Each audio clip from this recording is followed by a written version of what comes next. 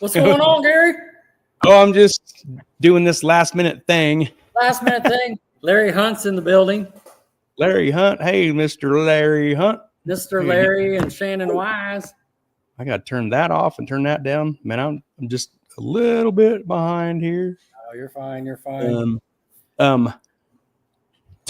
Tell a fun story for about 1 minute while I get this. I'll tell you what, I cannot wait for Jim Robinson to come on. And I kind of hope that, and we didn't talk about this at all, but I kind of hope you got that picture with those blue gloves going all the way up his arm. I wish. And if you didn't, it'll just make the story even better. Because I see Troy Aves and Jim Lauer watching. Ray Parsons, Troy. I'll tell you what, a guy that would give me so much crap for wearing those latex gloves at the racetrack. And here he is in the flesh, buried up to the armpit. Yeah. I don't know where his shirt stopped and his elbow started. And here he is just, didn't want to get his fingernails wet or dirty, Tim's place on a wheel or something. So I'm waiting for him to come on so I can ask him what's going on. Hopefully the birthday boy will be on in a little bit. He might be over there eating some cake, blowing out some candles or something. But we got a lot to talk about. We got Chris Stewart on standby right now, not the one, the only, Chris Stewart there. Yeah, and we already got a sneak peek at his background, and holy moly, it is so cool. Man. And he's like, yeah, whatever. Yeah. Yeah, I build these little clutches, Here's another intake, How many people can say they sold a 6-figure car? You know what I mean? Right. Yeah. But, man, what a beautiful day, huh? Yeah. What, February? Yeah. 68 degrees. February 2nd. Did you see that sunset? I did. Golly, my wife, get out here and look at this. Man, that was awesome. It was very nice. I'm ready. I see there's 5 comments. I'm almost done doing this thing. Jim's on it. He's talking about the gloves. He's on YouTube. He's talking about the gloves. I make sure. Okay, got it. I got last picture we want to bring in for later. Have some laughs. Yep, I need to move it up here where it's closer to where we're going to talk about it. Be wise on the watching. I saw he was at O'Reilly's car show or something. I'm usually a little more on top of this, but things were so busy this week. Woo! Oh, all right. Man, Larry's dropping the bombs. We'll have to bring that in. Talking about Russell Foreman birthday celebration. Larry, do you got any pictures or video? That's what we do. I just see where Jim says my boss doesn't give me the high-end gloves. Oh yeah, I noticed they were the little cheap blue ones. You know what I mean? Come on. They had more protection, clear up to his armpit. They were all the way turned. Turned. You see that? Oh yeah. What's Larry say? Larry says, birthday boy Russell Foreman, we just left Mexican restaurant. Russell was wearing a sombrero and got sang to. Did y'all get video? We could sure use that. We can use that right now. That's the same Mexican restaurant where they go make all the rules. That's got to be. Here we go. There's Brian Wise. Says, evening, fellas. Brian, what's up? Larry says, 2 crossed eyes and cheap tequila. Yeah. Hell, Russell, he probably celebrated carry the one, 44, 45 years old today. So that's pretty good. That sounds about right. Sounds about right. Man, some chips and salsa sounds really good right now. Hopefully, being the good guys that we are, Gary, we should send him a birthday present. Maybe we'll give him one later. We'll see. Maybe send him a boost controller or something. Oh, Ray's hit me up. Ray's hit me in the heart. He's hit me in the heart. Ray, did anyone else see the no carbon fiber in the rear area for limited 275? Is that a new rule? I don't know. What? Oh, no. I'll get some paint and just like, tape, over it. We're close. He's 7. Oh, Ray, he's killing me. 47. Oh, Man, and speaking of new rules, we're going to talk about that in a minute. We got some new rules from Flying H we're going to do here. What's going on with? Oh, Jim, Gary and Pro Mod Rod. What's going on there? Man, I'm so glad nothing I have is Pro Mod. I just got a silly junker streetcar. Oh my goodness. No Pro Mod over here. I just got a small block, 400 inches. Yeah. That's it. There's Charles. Hey, Charles. What's up, Charles? Yeah. Yeah. No problem. Oh, man. I'm just kind of keeping up with Tim Webb and all those cats over there. Yeah, that's funny. Cool stuff done to their car. Well, the chicks dig the carbon, right? I guess so. That's drives the girls crazy. That's what they say. There we go. Yes. Yeah, Teeth did a fantastic job. I'll show some pictures here in a minute. I'm just trying to, Gary, let me just tell you something here. Let's start it out. Have you ever where is that sucker?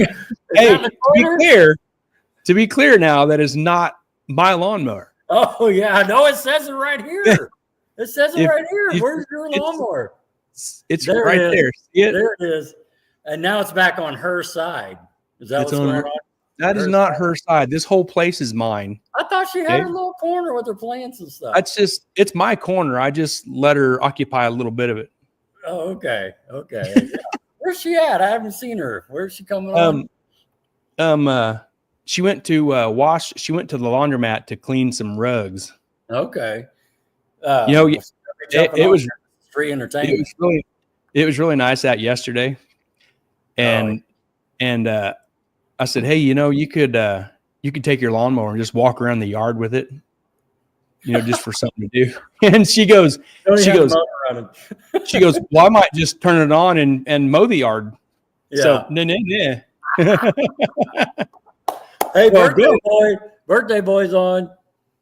Is he? That's their 47. Oh, Russell. Hey, Russell, 47. How we feeling there? We heard you just left the Mexican restaurant. Happy birthday. Hey.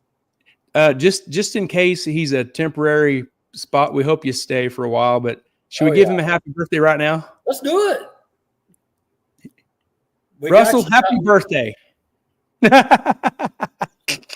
you go. Hey, now I had the official measurement for your turbo was 199. How big is this? Oh, that's got to be 2.25 right there, 225. This looks like one of them things they put on trains to blow the snow off the tracks. Oh, yeah, I've seen those. Yeah. Get those. Holy going. cow, look at that.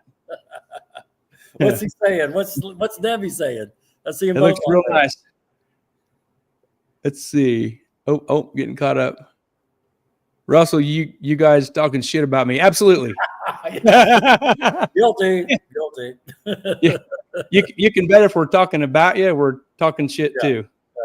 Yeah. Oh no.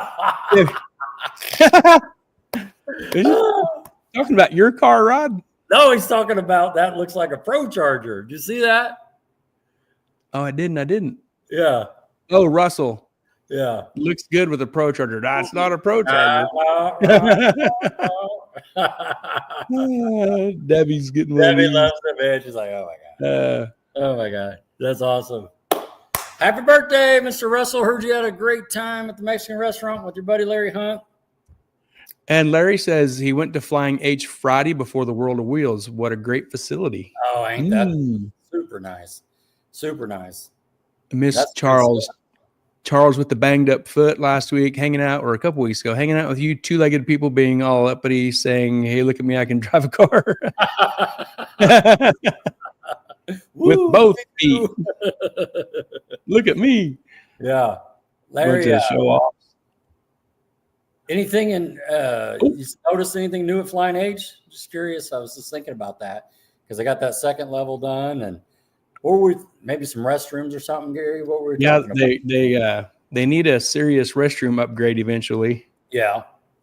That's like scavenger hunt, trying to find a porta potty that's clear out of the way that nobody's using. It's kind of your own. Then. Yeah. You go 5 minutes the other way. I'll be back. Nobody's been up there. There's fresh paper. Nobody's been in it. Ready to go. It's still good. Dang, Charles is down for at least 12 weeks. Woo. Ouch. Ouch. Yeah, Flying H is cool. Yeah. And they dropped some news this week too, right? Flying yes, H. Did they have any? Maybe it was too late in the year to do it and too early now. But have they done any painting for pit stall lines painting stuff? Have they done that yet? Yeah. Marked out. That Mr. Hunt. Yeah. Debbie, I'm coming for you. That's right. She's gonna run limited. It's coming for you. I don't even have a car. Look. Yeah, well, you fire up that red lawnmower. It's gone. Put that Turby on it. That Turby gave to Russell. Oh, here we go. Larry says the second level is paved, but more importantly, I was imagining the latest models hooked up on 2 wheels on the dirt track. Oh, he was wanting some dirt track action. The late models. He was down there running laps, just trying to. Yes, he was imagining the late models. Yeah, that's it. You got to focus, Larry. Focus, grasshopper. Straight line. Come on. Man, that's good stuff, Larry. Cool, man. What a nice day. It's supposed to be nice tomorrow too. Are you getting sick? Are you coughing over there? I thought. Yeah, it's actually some leftover junk that I think my wife came and spread around the house. Oh man, get the crud out. Her and Casey had it for a few days, and it just kind of jumped on me for one day. Yeah, and I was too tough for it to handle, so it's just got me a little cough going on. Get out. Oh, what's Doug says, "Hey guys, how you doing?" On, Doug? Thanks for joining in. Look at this. Debbie says, "I'll take both of you." Bam. She's it. My stuff I don't even run. Come on, boom, pow. Phew. Golly. Yeah, she ain't messing around. Man. Larry says, I told Al to stop at the dirt track. He was disappointed in my interest. Hey, Larry, tell us the truth. Maybe you're still there. He just left you there. Whoa. Is that what happened? Maybe. It might be where he's at. Yep. You just have your name dirt track. Come on now. Oh, man. Well, shall we? Oh, what am I doing here? Shall we trucking on? It's been a good week. Yes. Let's shout out our partners in 2025. Mid-American Dragway, Ultra Color Collision Repair, Mobile Recon, Mobile Detailing, Sandlin Iron and Metal Auto Salvage, and Harry Street Carpet. They are awesome partners with us in the year 2025. Thank you very much. Thank you. Go subscribe to our, well, if you're on YouTube, you're already there, but Heads Up Racing, Gary and Hot Rod Podcast. Subscribe to our stuff. And while you're on YouTube, jump on my YouTube channel, Gary Putnam Racing, Welding and Fabrication. I'm trying to do some fun, cool stuff there and been after it for a little over a year. And it's kind of hard because I don't know what I'm doing, but I'm trying. Well, I'll tell you what, I thought you released another video, right, of doing the fuel rails. I think I caught that Friday night. Yeah, welding the bungs on the rails. Yeah, I watched that for about, I think it was 24 minutes long. So you got, I think 4 or is it 5 videos out there of basically step by step of all the work you did to my intake? I think there's 5 videos on your, I don't remember for sure. I think there's 5 for sure that deals with your intake, which was pretty, I mean, it was super fun to do that. Yeah. And do video with it, kind of each little part along the way. It was fun. Yeah, it turned out awesome. Yeah. Awesome. Russell asked me if I was going to race that thing or just show it. Huh? Right. Remember? Yep. Debbie says no turning in drag racing. Exactly right. You just got to turn to get off the track, but that's it. That's it. Turn to get on, turn to get off. All right. Let's Kirk Main's watching, Bob Carson. Cool. Let's do this in what is it now? It's 2 weeks. No, well, kinda. This is the 2nd. So on the 15th, Is Mel Hamilton Racing open house February 15th. Yes, that's going to be. And you want to talk just for a minute about what we're going to do with the show next week that lines up with this? Sure. So I don't know if you guys ever been in this Mel Hamilton Racing open house. Was it 2 or 3 years ago, Gary, where they invited me and we put the car in there? I think you and Tanner actually took it there. And it was 45 degrees below zero, and you was in Texas. Yeah, that worked out. Yeah, that was like 2 years ago, 2 or 3. Ago. So it kind of kicked off the relationship with these guys. And just a little fun fact, Callie Nate was there that day too. Got to hang out with him. Rest in peace. And so once again, it's their annual open house. And just look, if you want to be in the neighborhood, it's worth the drive to come up. They're going to have a lot of great stuff. And what Gary and I did, we decided to see if they could come on the show. So I reached out to their leadership team at Mel Hamilton and just said, hey, what do you think? We'll stay away from the Super Bowl, but maybe Monday, Tuesday, next week, not in a couple days, but after the Super Bowl, we'll bring you guys in and you can talk about, what you got going on, your vendors you're going to have, your schedule you're going to have, the food you're going to have, the little giveaways and that sort of thing. So looks like that's going to work out. So be looking for an invite from Gary for that. So that's going to be around, what is that going to be, Gary? Around the 11th or 12th, I think, what they'll end up being. It's either going to be Monday or Tuesday night. That's when they get with their schedule and everything. So So on the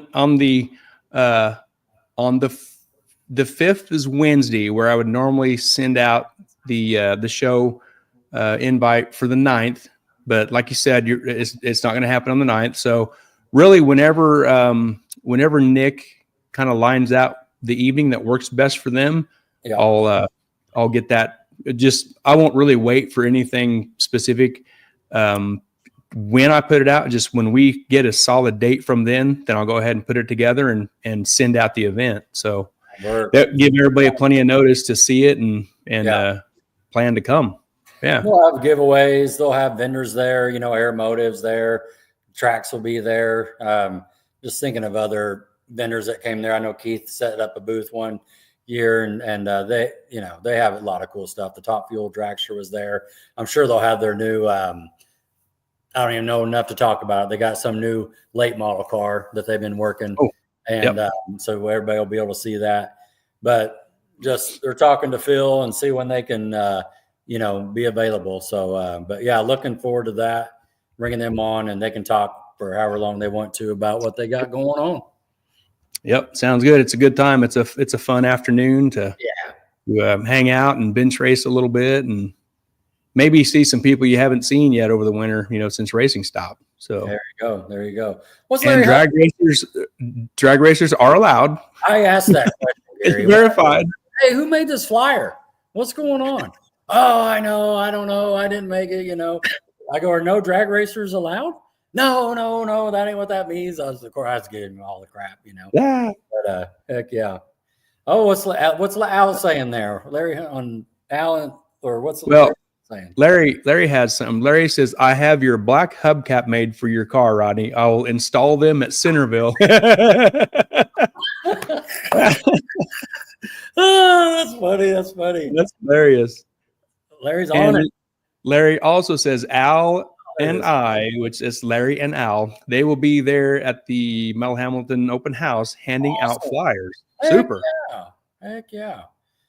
That's going to be great. We'll have to get a printed one. I got last year's here and I seen what's out there on Facebook. Oh, I want a printed one to be able to go off of. We'll have to show them a little schedule we put together here in a minute. Yep. Nice. Yeah, but that'll be a good time. If you're in the neighborhood, you ain't going to be disappointed. Yeah, it'll be a good time. Come get something to eat, hamburger, hot dog, chips. Yeah. Mrs. Harper watching, Dan Wheeler, Sean McGee, I got to get with you. I got some news for you, Sean McGee. News for you. I got news. All right. What else you got? You got some stuff happening with your car. Yeah. Been a good week. See it? Yeah, let's check it out. Boom. Boom.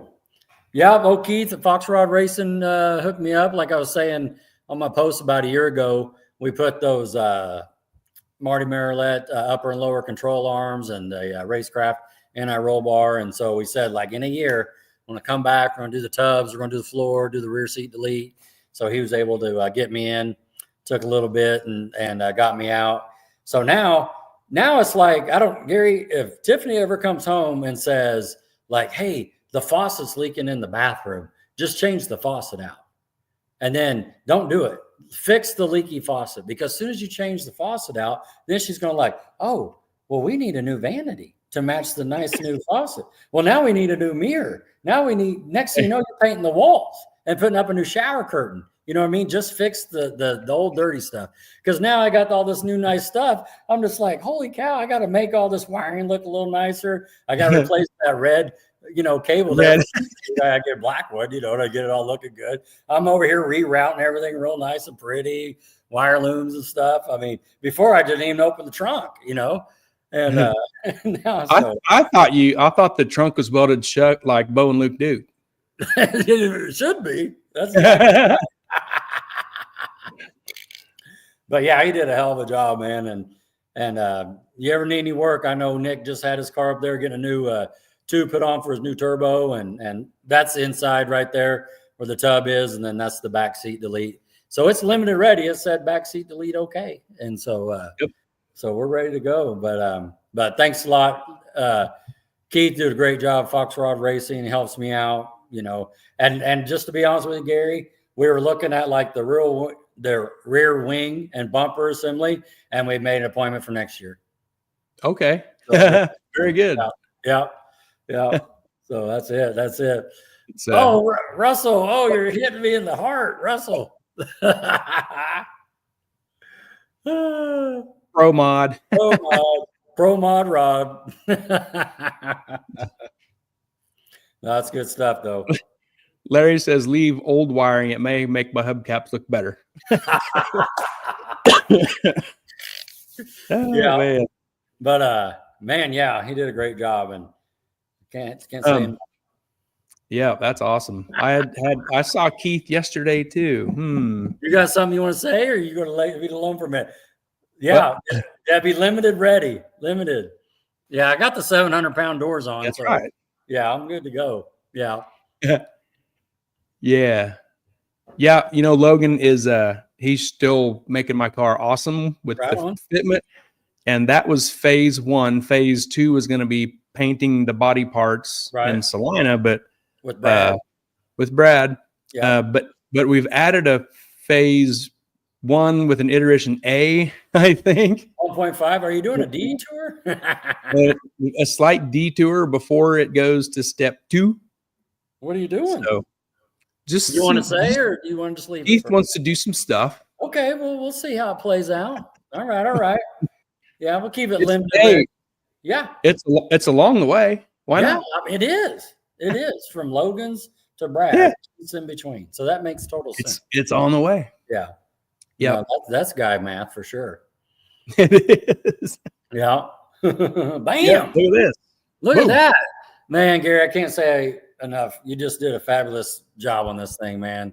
It turned out very nice. It turned out better than I expected. And shout out to you and Wilson Manifolds, AccuFab. Of course, my got the Bill Atomizer injectors, and that's Devin Vanderhoof with the wiring on the injectors.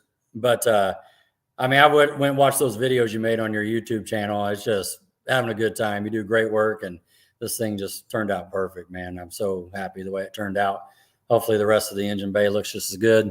Got my fingers crossed. I'll get a call from Salina next week or so, and we'll be ready to roll. Get some more parts and pieces. Yeah. Well, and that just worked out perfect. Remember when we were up in Salina, what was that, been a month maybe, where, Mark was working the intake with the cylinder heads, and we're like, okay, we'll take it back now, let you finish up your thing, send it to the powder coater, get the elbow put back on, and all worked out, man. Russell said it's going to be a show mod. Show mod. There you go. Yeah. Yeah. And we talked about that, like do this and do this. And that's really how the whole little plan worked together. And boom, there it is. Boom, there it is. I wish I would have had that other picture where you welded on that little throttle bracket bomb, Oh. or however you want to say that, because that turned out fantastic as well. And so, but yeah, it all works. Cool. I'm sitting there pulling on it. I'm racing in my garage. Butterfly. Car noises. Ginger's looking out like, what is going on out there? Golly, what an idiot. But yeah, I'm excited for this show. Jim says, stop adding stuff, Gary. You never get the car done before you change your combo again. Oh, he's talking about your 0.5 stop? What is he talking about? It's not a big deal. It's just where's the gloves at? There's way more to this than anybody knows. I promise. Oh yeah. It's just a little stuff. No big deal. There's limited ready. There's so much nobody knows. Oh. Except my wife. Oh, okay. I've been since there's no car here, I've been working on this. This is ugly, so watch your eyes. Be careful with what you see. So that's the catch-all corner that I had built up. Catch-all corner. Golly. Tables are nice. Car parts on there? Tables will hold a lot of stuff, but that's also the problem is they hold a lot of stuff. Yeah, I see some Shaver's oil and then you can keep stacking it. Yeah. Rims, tubing.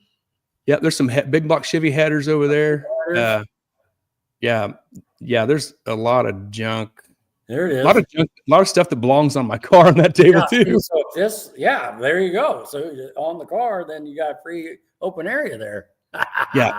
So this. What's Debbie saying? The week. Let's catch the comments here. Lots of parts for the lawnmower. She says that if you talk my wife into let me customize the lawnmower, I'll do it. There you go. My buddy Eric says, Gary, as long as your car remains unfinished means that I can keep up with you. Charles, I've seen nicer garage sales. I agree. Lawnmower parts. So I've been taking advantage of this garage stuff while the car's gone. I fixed this overhead rack. It's awesome. It's done. Right. So then I got some racks. Bam, dang, I got some racks off of Amazon and fixed that problem in the corner. Look at that. So, that's what I've been working on this past week. Man, you just gained like 75 square feet of room there. 54.1 square feet is what it is. Wow. I mathed it all out. There's an extra 54 square feet of storage space. There you go. Yeah. That is awesome. Debbie says I'd put it on my lawnmower. Amy says we might be interested in those big block Chevy headers. Okay. Good to know. So yeah, that's what I've been doing. I got great job. It looks great. Now, is this the final phase, or do you got anything else going with this deal? That stuff with the rack is done. From the short side of that rack going to the left, there's gonna be a new toolbox there. I just haven't went over there to kind of start that project, but I got some other things in mind to do to make things better here while I have the space to do it. So I'm gonna do it. Hell yeah, it looks good, man. Don McGinnis, I think I have some 890 junior parts for the lawnmower. Great place, broken fishing poles and weed eaters. That's it. That's right. That's funny. Okay, well, I got some more stuff I'm doing. This is kind of fun doing this stuff that I've been wanting to do for a really long time. But when there's a car in the way, you know how that goes. Oh yeah, they take so much work. Yeah. Jim says, how's the motor coming? Jim, I don't really have any news. So I haven't talked to Mark for a while. If he had something for me, he would holler at me. So I just assume we're still probably waiting on pistons, I bet. Well, but you got your little old. Yeah. I got the Clearview and the Clearview came out with their primer pump system now. That's all shipped to me. I've got all that stuff. Just stuff like that, but like the big parts are still underway. So really nothing changed there on the engine. So Not yet. I'm sure that's going to change pretty quick as time goes on. Oh yeah. But Overnight. Here is your stuff you put together. Yeah, so I just threw this, I was at work on break, and so I had 5 minutes. And so I Flying H, we're on this private group chat, and probably everybody's on it, so it's like 500 people. But so on Friday, Blake put his rules set out and his schedule out. And so I just, I'd already had the other schedules. So I threw this together on a spreadsheet real quick. And there's 21 events on here. This is Mad, Kid, Flying H, all of Titans, and Ozark. And then going to the Texas Radio Roundup, that's one event. And then, of course, going to PRI. But there's a few dates that overlap, with a track having a race and a track having a race. Most of it's pretty clean, though, to be honest with you, if you look at it. But it's just something, to be honest with you, I print this and I put it on my refrigerator so my wife knows where we're going to be at what weekend. But we also use it in the group chat. And then I sent this to Troy Aves, too, so he knows what weekend to stay off of for the car show coming up in September. But, we just had a quick minute. And so I threw this together and I color coded it for the different tracks. But anyway, screenshot it or whatever, take a picture of it. And but there, if you got any kind of race car, heads up, you have somewhere to go this year, starting in April till basically October, November.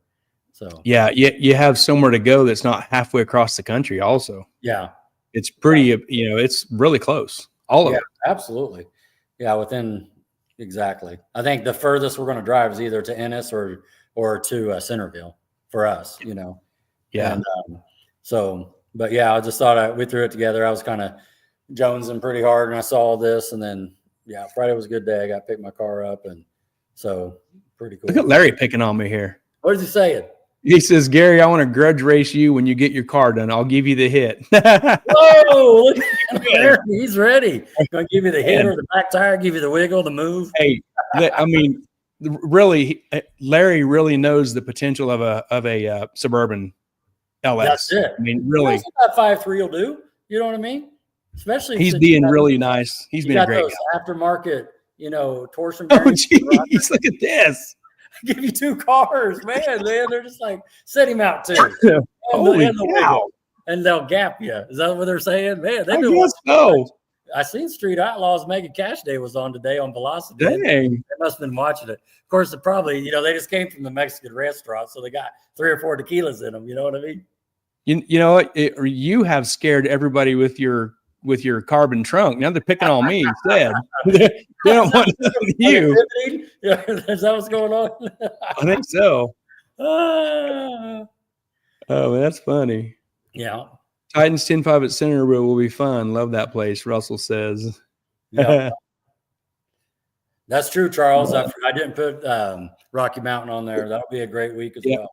Rocky Mountain Race Week. I think there's a lot of other it'll be interesting to see how that thing rolls off.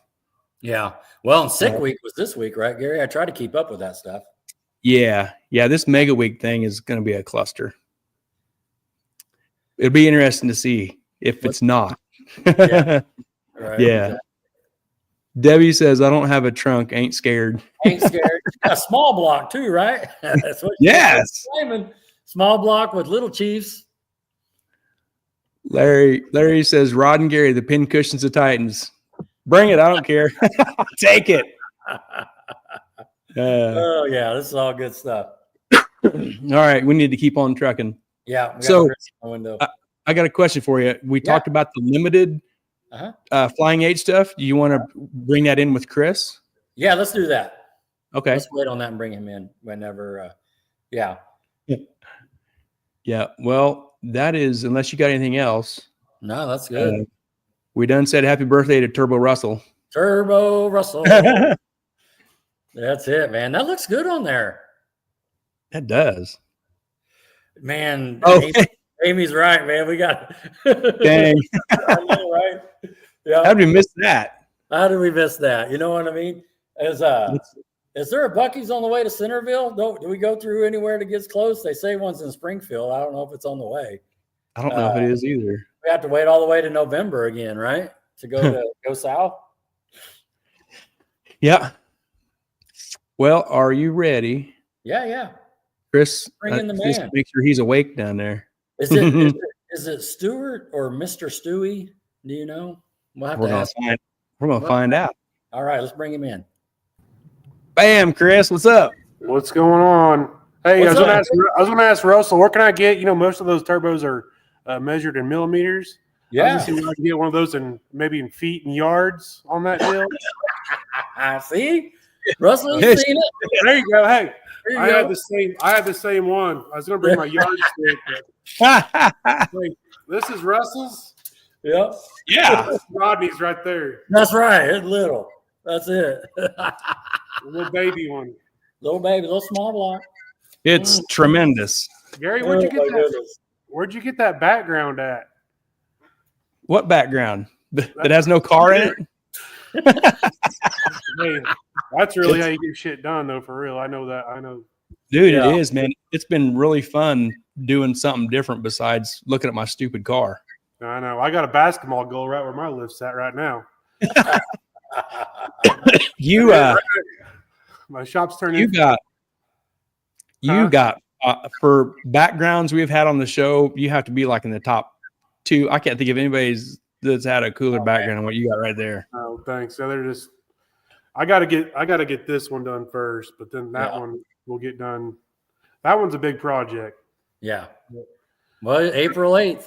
So April 8th. That's when the track. You want to push it down the track or what? Hey, whatever.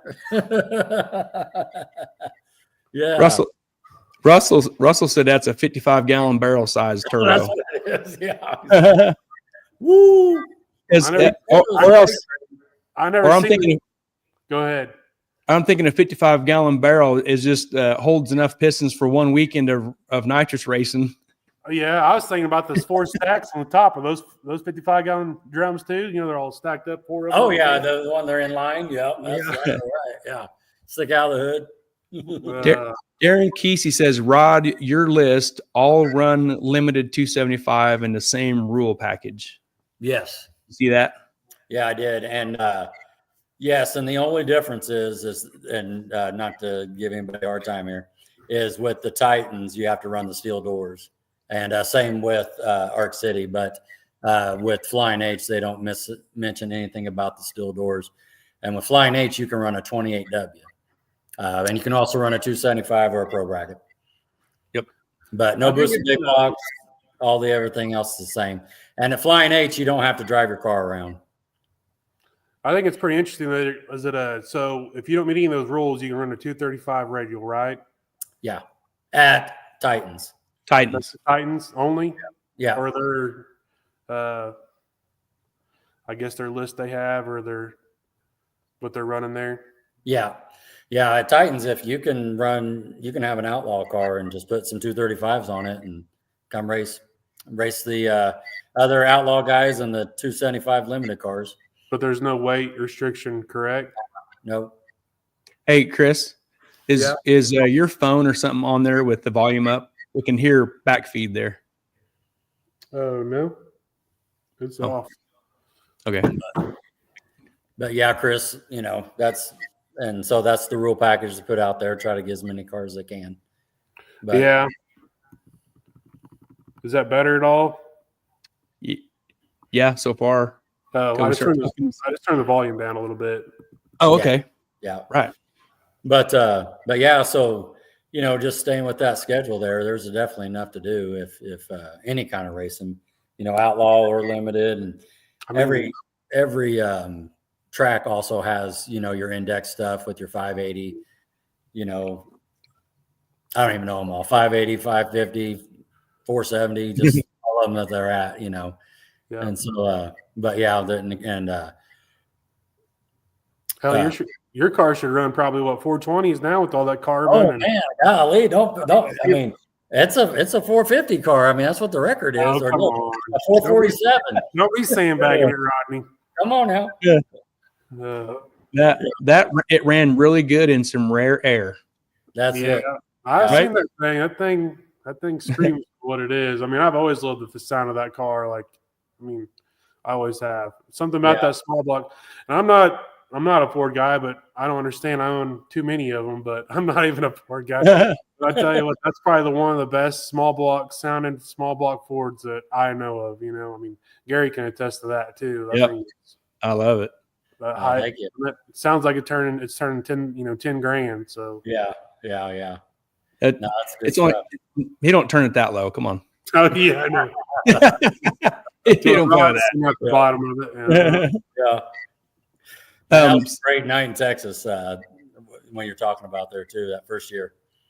Yeah, I know. I just been so damn busy with work, and now my wife wants to add on to the house, and I got these projects done, I'm working on my stuff, and I don't know. I'm just not taking anybody else's projects on. I probably got one more. Clint Sadowski wants to put turbo. He was trying to get ready for sick week and didn't make it. He was pushing, and but he didn't make it. So he's wanting to put twins on his car now. He's got one of those. You've probably seen Stefan Rossi built one of his dry deck, Noonan badass billet block. I mean, that thing is pretty legit. If I probably would have started over again, I probably done like a Noonan deal on my Fastback, but just because of that. But like the water jacketed Noonan block. But yeah, he wants to put twins on that, and that's probably I keep on saying that, but that's the last thing I'm probably gonna do. I need to start focusing on my program, like my stuff. And I really want to go racing with you guys, but my stuff's so far from being racing right now. I'd rather go watch and help, and it's cheaper that way too. So come on, right? That's right. We'll take it. Come on. And my family keeps me busy. Oh yeah. Fortunate enough, I have a good enough wife. When I do go, they'll come or she'll come and help me watch the kids. But as they get older, it does get easier for the guys who do have kids.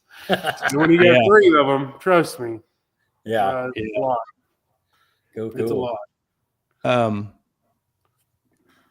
What's Troy saying? Chris, do I see a speaker over by the Mustang? Oh, Jesus. Hey, I knew I was going to get – I figured I'd probably get beat up by some of these nitrous guys on here. I know Brian's one of them too. And what Troy's talking about, when I did have the Nova, and this is before I did all the nice tin work around my shop inside, is when I had and actually, by the way, I can't show you, but my speakers are screwed to the wall now. Yeah, but anyways, I was playing my stereo, it fell and hit right on the body line of my quarter. I mean, that's just minimum damage compared to whenever my winch stuck, and you'll probably I got that. Oh yeah, Thunder Valley. Yep. Yeah, Since we was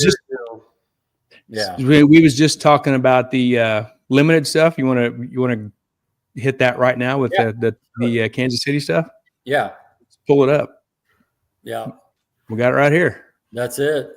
Yeah, that's what they're talking about there, Darren. Just, factory floors, you can see the firewall can be notched for just like clearance reasons, any rear suspension, no wheelie bars, no boosted big blocks or billet, anything.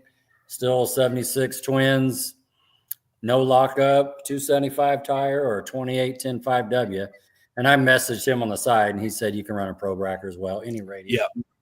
And so, but that's Blake's rules. And he's just trying to piggyback on what Titans and Arc City is doing, just try to keep it all the same and keep it close. And then he also had a set of rules there for heads up. It's no clocks or clocks off, I guess I could say. And I thought he said chip draw and then run. And then, of course, it's unlimited. But that was his rule package. Yeah. So, but yeah, and then you saw where all the dates were there. So he's got some events, and pretty much there's only a couple events that stepped on another event, but most of them are pretty clean. So no boosted big blocks. Then if you can run a 235 radial, you can have whatever you want if you have a 235 radial, right? That's just in the Titans. Yeah. Okay. Yeah. Not flying age. You have to run unlimited. Okay. Or you have to run the Outlaw. Yeah. No Outlaw, no time at Flying H. Okay. Yeah. Yep. Yeah. I don't know. I've never been to that track. I want to go. I need to go. I heard it's really nice. I mean, I see all the stuff that you guys posted too, and going down there. But it's nice. No, that's it. You'll definitely have to come this year and check it out, and you don't start in line, see the whole thing. And Blake got a lot of feedback from numerous racers to try to put this in line with Titans. That's pretty popular. So it's pretty spot on. About it at PRI with him. Yeah, that's right. We can kind of talk about it, but he was waiting on a couple things before he put this out. He was actually supposed to come on, I think, 3 weekends back, but he hit us last minute and said of course, he had the big deal at the Pro Mod, in Bradenton as well. So get Murder Nova's car ready and some others, but we'll catch him in a couple of weeks and come on and talk about it. But yep. What's Brian Wise saying? He ran out of Stewie's life. Brian Wise says, this one time I ran out of Stewie's life with a nitrous car. I don't know what he's talking about. You don't know what he's talking about, huh? Was he smart? It was probably my early days whenever I was just trying to get that car sorted out, and it wasn't. He was picking on me. Sure. Oh yeah. But no, his car. All the Chevy II was at a Danny Davis race in Arc City at Mad. Yeah, right? Man, I love Arc City. I like it just because it's so laid back, and you can go in the back, And if you need to test your car, we do that with Rex's car too a lot. Just go back out there, do a couple rolls with it or launches, and then just come back and don't do stupid stuff down at the track. And I just call that track my home track. I mean, hell, I'm an hour and a half from it, so. Yeah, well said. Yeah. And it's got AC where you can go eat your food too, Yeah, that's right. All the fries you want until Gary throws them out, dropping taters. Throwing taters. And you do notice that Brian's car, which I don't know how I came up on it. I think it's down in Texas. His old white Malibu does have a turbocharger on it now. Oh, does it? Yeah, it does. Oh, okay. They ripped that junk ass nitrous stuff off and actually got a man card and put it up on the dash. Man card. Man card. Left the purse at the house or in Wichita. Woo! Man, he's throwing them out. Brian is always fun to race. He's so loud. I mean, you can hear him walking down from the staging lanes. He's so loud, yelling and stuff. Talking crap. Yeah, that's OB Wise. That's Brian. Yeah, Brian. Yeah, he's pitted right down there, about 5 blocks down that way. So you can still hear him. You can hear him.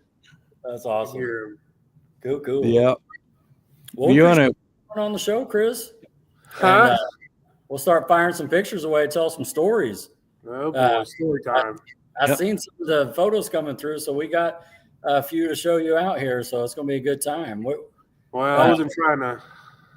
Enough was enough. I got 5,000 pictures on my phone, and you sent plenty. Well, this thing will only hold 100 pictures. Okay. So there's some of your pictures I couldn't include. That's fine. Yeah. But that was a lot. Before you show a picture, maybe you got it on there. We asked this first question to every person: what kind of car did you drive in high school? It was this 26 Essex. It's the red one. So I built that whenever I was 14. My dad and I decided. He asked me, he goes, "What kind of car you want?" I live north of the tracks in Woodward, Oklahoma, so that's the rougher part of town.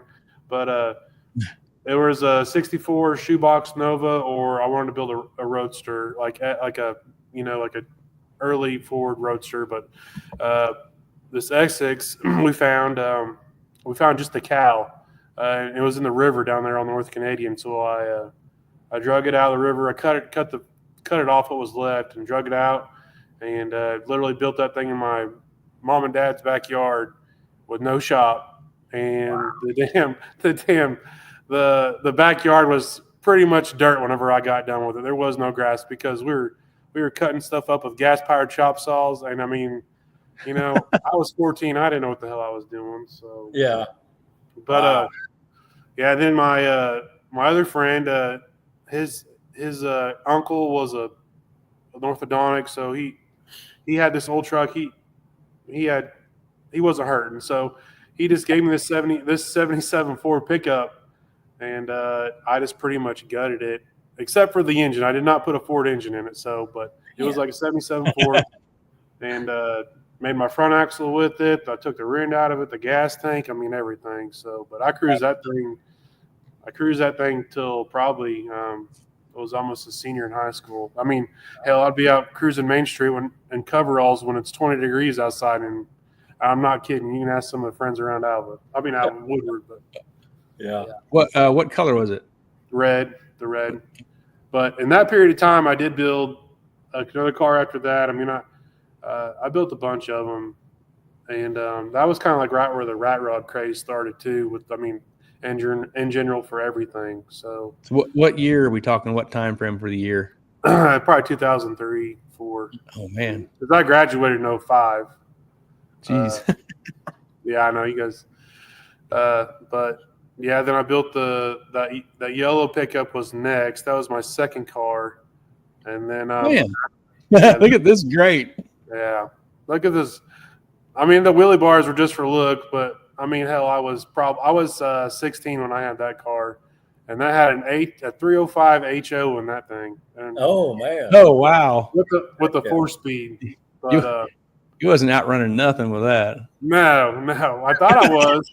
But I built that thing. Tom Milner in there. Yeah, right. I built that thing out of like a 2-inch pipe. The frame was out of 2-inch pipe, so whenever you romped on it, the frame went like this. It arched like this. Like a top fuel dragster. Yeah, hell. I even ran around with it with some, like, you see those Goodyear slicks? I thought I was a badass running with those until I figured out I got tired of airing them up every morning before school. So, how many kids were in your school or in your class? It's a small town. No, in Woodward at the time, there's 150 kids. Oh, so, it's not like here now, but it's like they probably have a class of 60 or 70. But right. No, I enjoyed living in Woodward. So, was there any other kids or your buddies like doing stuff like this, or was you? Oh yeah. So we always got called the car club kid, the car club kids. So we had the preppy kids, the stoner kids, and then us group of kids. And we had cars too, but there's one picture I didn't send you. But we're doing some pretty stupid stuff. But then we had the car club kids is what all the other kids called us. So I was okay with that. That's funny. It was fun. Yeah, I do. Most people say I don't. They don't miss high school, but I do miss high school because, man, I lived and dreamed. Like, my grades weren't the greatest, but I was literally drawing stuff up in school while I was probably trying to, especially in English class, because I hated English class. So I was drawing ideas up and everything. But no, like from that picture there on that truck, that's a 29 Roadster cow, and I literally built the back half from the cow completely back, bed, cab, and everything. Wow. And those headers were like just some round headers. I actually extended like where the flange out, so it looked like Roadster headers, and then those are a pair of drive shafts for the exhaust. So, jeez, man, I was I didn't have any money, so sure. It's not like I had a good job, and my dad, like, he didn't make. He worked for the city of Woodward, so it's not like he made good money. But you had to improvise. I did. Yeah. I had to start somewhere. So yeah, Larry Hunt's looking for those headers around. Yeah, I bet he is. Yeah, round. Is that the gas tank in the back there? Is that your? Yeah, that's actually a keg. Okay. A keg. So, even when I was welding, making these cars in my folks' backyard, my mom, we didn't have an outside dryer, and my grandpa at the time had an old 20th century welder. So it even had a cutting ground on it, Gary, a cutting ground with the stick welder. So that's what I was building all this stuff with. And every time my mom would be trying to run the dryer. Well, guess what? We didn't have an outlet. We didn't have an outsource plug or 220 plug on the outside of the backyard of the house. So I'd unplug the dryer, and she'd get pissed, and I'd plug my welder in so I could do my stuff. And she'd be trying to do laundry. So that's something I'll never forget is that. And Dang. that's roughing it. And then when it's cold outside in Oklahoma, but I'm sure it's colder up there in Wichita, but whenever it's cold outside and the door's cracked because there's a 220 cable going through the door, and she's trying to do laundry, it makes some pissed off parents. Chris. Larry Hunt says drive shaft exhaust sounds awesome. A buddy of mine did that in high school. There you go. I'm glad I'm not the only idiot then. So no, that was a good time in my life.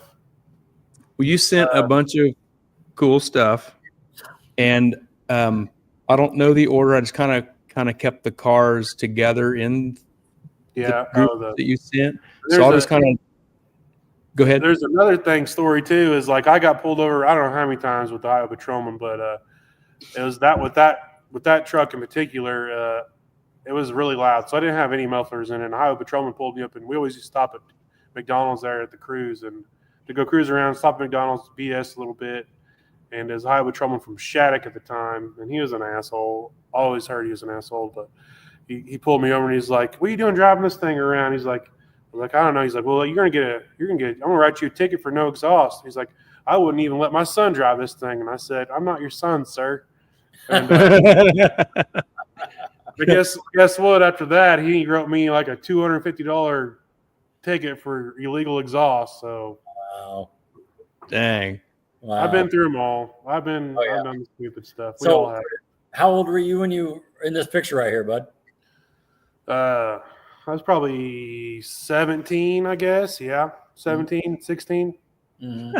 So, I mean, even if you show the red car, I was hot. I mean, my mom and dad tried to, that one. So there was a Fort Supply Lake is, not too far from Woodward. So there'd be many times that I wired the car. So I used the harness out of the 77 Ford and everything. I wired the car, but she would literally park cars behind me. And I was 15, so I wasn't legal to drive. And I would hot wire it to go to the lake with my friends. And then I'd come back. Well, she would try to park a little Chrysler LeBaron right behind me, but I just get the jack the Chrysler LeBaron up on the front, so it's a front wheel drive, move it out of the way, hot wire that car because she'd hide the keys from me. So I would just back her on out because I knew how to hot wire it because I wired it. Then went to the. Of course you did. Yeah, went to the lake, came back, and guess what? I crossed the center line and a hypo got me, so my dad had to come pick me up. And I have there's lots of memories with all those cars, but no doubt. Dang, that's great. Oh, hot wire! Wow. Yep. What is this? That was after. I built that to that was the first rat rod I think I really built. That's a 29 sedan too. That thing was pretty cool. That thing was on airbags. So that was like the first rat rod I built. A guy actually bought it from Kansas City, flew in, and said, "Hey, I'm going to drive this thing home." I'm like, "Good luck." And I guess he made it home. So, but that had a small block 400 with a turbo 350. It was pretty simple, but that was a cool car. Like, I think I took that to Greaser-Rama. I don't know if you know Greaser-Rama is in Kansas City, but it's kind of that craze. I mean, that craze back in the late and mid 2000s was pretty good, but after a while, I just kind of got tired of I guess cruising around junk. So, I mean, rough stuff, I wanted something nice. Sure.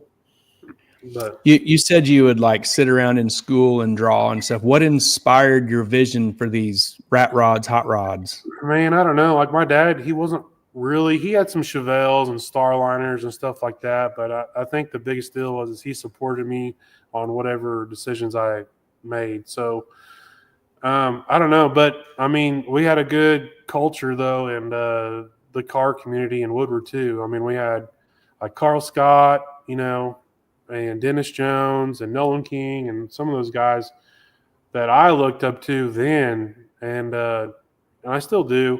And there's lots of other people I'm not mentioning too, but that's what inspired me because they had a shop that they would always make passes. Literally, the shop was probably like 4 blocks from my house, so I would go down there and hang out for a little while with I ride my bike down there, and hang out. But Right. yeah, Carl and Dennis always had a cool shop down there, and made many memories down there. They call it 8th Street. So yeah, they had hot rods all the time. So that's how I was kind of surrounded by that. Yeah. But very cool. That's kind of what inspired me to do all that, to be in the hot rod world. But those weren't really race cars at the time, so I was wanting to go fast. I built, I think after that one, I built the black and silver car. Did I ever send you a picture of that one? That's the Roadster. Yeah. I built that for my dad.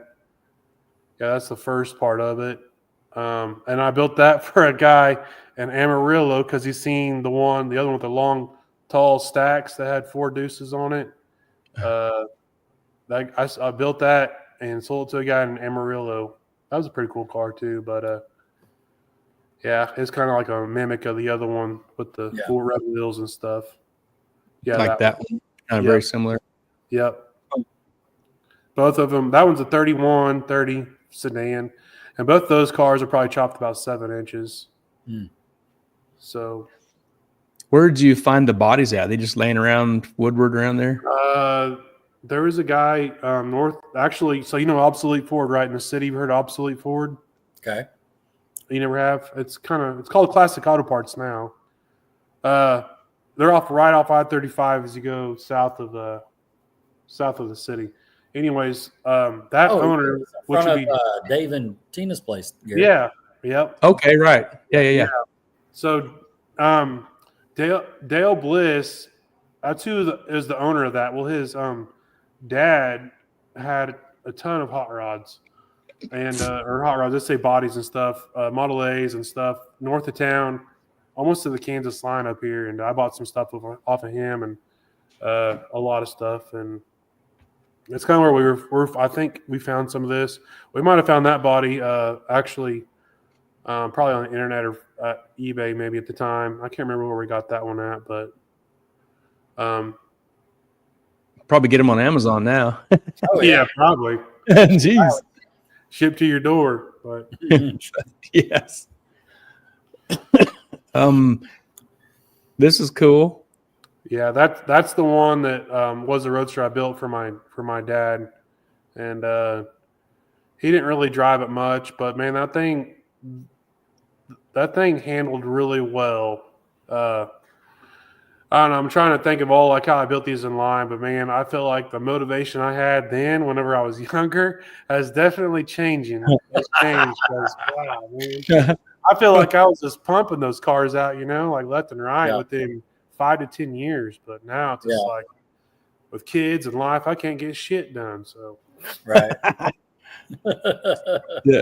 But that thing was really cool. I had actually a guy in Hutchinson do the interior, Johnny Torres. He's super good, and that was kind of like the first. I would have to say one of the first nice cars I really built, and we actually drove that to Wichita for the Blacktop Nationals, and we really found out how that car show was more of a Mustang car show than we didn't really fit in. We did not fit in. But that was all my Ford. Come on. I know. They did have some cool gassers and stuff inside, but that car handled really well. It had a 5-speed in it, and had a 3-deuce 400 small block Chevy in it, and actually got the donor car from out in the pasture from a guy over by May. It was a 39 Ford, and I gutted it, like the dash, the steering wheel, the wheels, rear end, front end. I mean, everything for that car. And that car is actually up in New Jersey right now. Wow. It's kind of cool. You can kind of follow them where they go. And Troy says, "Is that the one you had a flat in going to Great Bend?" Yes. Oh. And on the rear, and that was not a good time. And actually, in Kyle, Kansas, is where the co-op had a tube for me, so I put a new tube in it. But yeah, that was a trip. I think we went to Blacktop Nationals in it with that car. Oh wow! So, right on. Yeah, there's my. That's your dad in there, isn't it? Yeah, that was before I had the interior in it too. But man, that thing was low. But I think the coolest thing on that car was the steering on it. Had a lot of bell cranks underneath. I think I sent a picture of that too. But that's what intrigued me on that car was so much, and how it handled was unbelievable. On how that thing worked. I know Chip Foose did something with the steering on it too, but I heard that it didn't steer as well or something. And I'm not knocking by any means, but I looked at that idea and it's kind of inspired me on this too. I'm like, man, I think that really works. So I tried it and it steered right. And that steering box right there is off actually a Corvair. And normally in the hot rod world, back then, like I learned that they would reverse Corvair, like a reverse Corvair box on a Bucket T or whatever. And that one wasn't reversed. And that car, I mean, I like that car, but I actually sold it, and my dad never drove it. I never drove it, and I think it was time to just move on. Sure. But you know how it goes. Oh yeah. Yeah. Yeah, that's the stages of it right there. And again, that was just the cowl.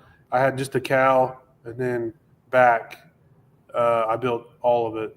The door skins, the back half of it, and the 4-link for the rear suspension and stuff like that. Wow. Yeah, it's set low. It looked good, but what is it? What's it got for a rear end? It's a 39 Ford. And I'll tell you something too. Like I don't know how many times I probably sidestepped the clutch on that 5-speed on that deal. I literally broke the 5-speed before I did that rear end in that thing. And I'm not even kidding you. Yeah, like those 39 Ford, even the axles are. I mean, they got to be. I know they're tempered, but man, they're only an inch in diameter. So those rear ends are tough. There ain't no slouch on those rear ends. I can guarantee you that because I put it to the test. I was really impressed. Charles said, "Made your own Duval style windshield. Very cool." Yeah, they look cool. Good catch. Yeah, no kidding. He's right. It's a Duval style windshield with the 39 Ford dash and the steering wheel. So that's a 39 Ford steering wheel too. And you've seen the steering wheels that are aluminum and the speed. I bought a Speedway aluminum steering wheel that went on a dirt track car, and it's got like the rivets for your fingers to go into on the side of it. And actually cut that old rotted wheel off, and then machine little blocks where the spokes of the wheel would go in the blocks and then hold the new wheel, the aluminum wheel that I welded on that. So cool. It worked out pretty well. That's hot rodding right there. Man, yeah. That's some vision and talent for sure. Thank you. I don't like to brag on any of my stuff. I don't know. I just feel like I'm pretty humble about it because I wasn't given anything like my tools. That was like, in fact, like that Miller right there, that was a Econo TIG. That was my first TIG welder I ever bought. And that was like $800 back then. I mean, and it wasn't by any means too, but yeah, like I learned on my own. And so. Oh, that's great. Yeah, that's awesome. This car was cool. So you talk about you want to be in a pro mod. So this right here, this is something like this is what we call a poor bore Liberty transmission right here. Okay. So those are actually hydraulic levers like you see on a tractor. Okay. Okay. But this is another car I built too. This is actually the first tube chassis car I built. This is a 31 Model A coupe, and to shift that thing, those two shifters are actually coupled to the 1-2 gear shift and the 3-4 gear shift. So in order to go 1-2 on the right, on the left one right there, I think is the 1-2. You had to put that in neutral and then shove the other one forward to go 3-4 on the other side. Oh, wow. So if you know what I mean, and the other third one down there below, that's my reverse. Okay. So yeah, that thing was super cool. That was a super cool car and fun to drive. But some reason that thing liked to eat that thing loved to eat flywheel rings, like gear rings. So I replaced 2 or 3 of them in it, and I don't know. It had a 348 with that 4-speed in there, 348W engine with 6 deuce. So neat. Yep, that's the one with the red wheels, the one that went to Kansas City. The guy drove that thing back just like that. Damn. I'm like, Is that looks like seats out of an airplane? Yeah, they're bomber seats. But that was actually a Kaiser Dash too. I mean, it looks cool. Like, it was cool. It was a cool car, but I mean, I wasn't even that brave to even drive that damn thing to Kansas City. And this guy was literally 60 years old. I'm older, and he was about it. So I'm like, well, knock yourself out. You know? Yeah, with the 4 deuce on it and everything, like 4 Strombergs. And wow. Yeah, it's cool.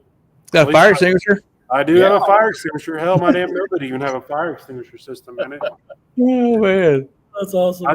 I think that was one time that actually, I didn't tell this story, but on the yellow truck, I had, believe it or not, a fuel line come off at a stoplight, and my friend was with me in that, and you talk about some dumb decisions. So the engine caught on fire at a quick stop. Woo. And he's like he got out.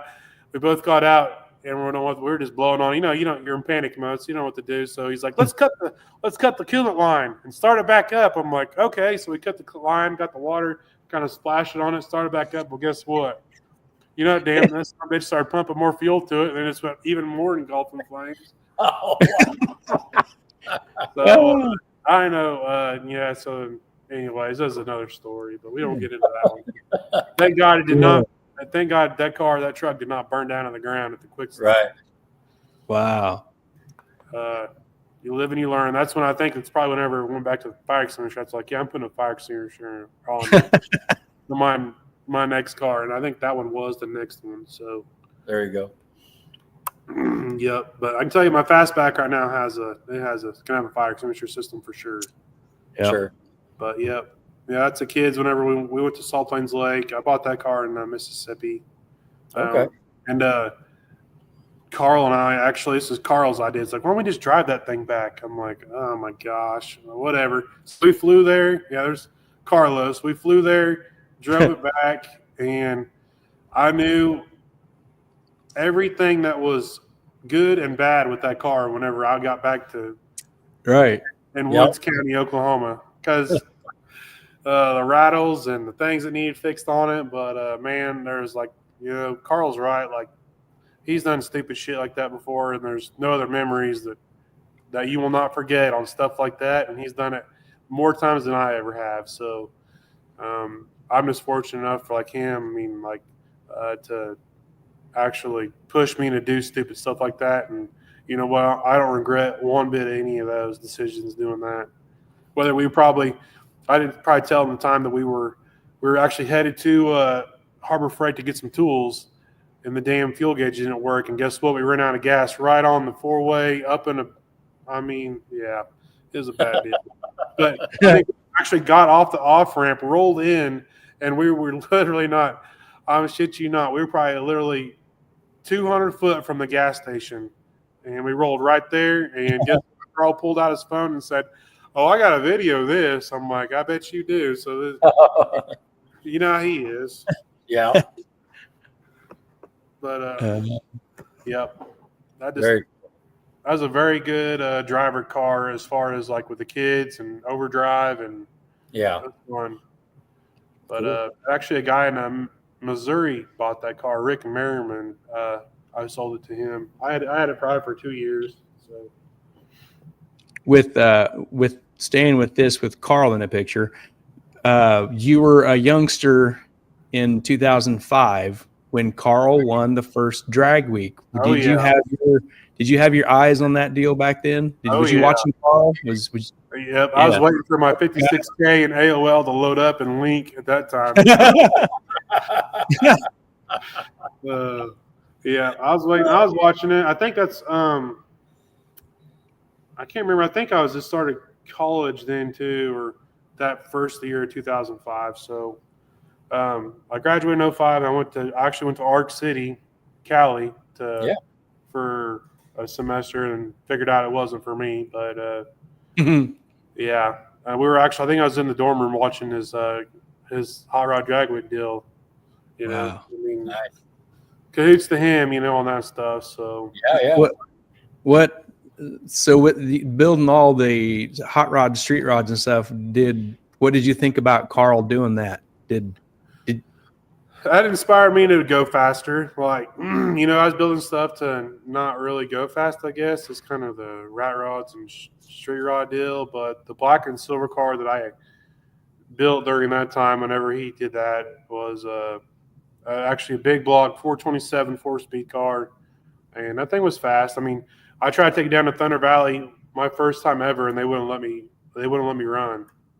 And the reason why was, it was a 29 coupe, 5-window. The reason why is because I have shaved door handles.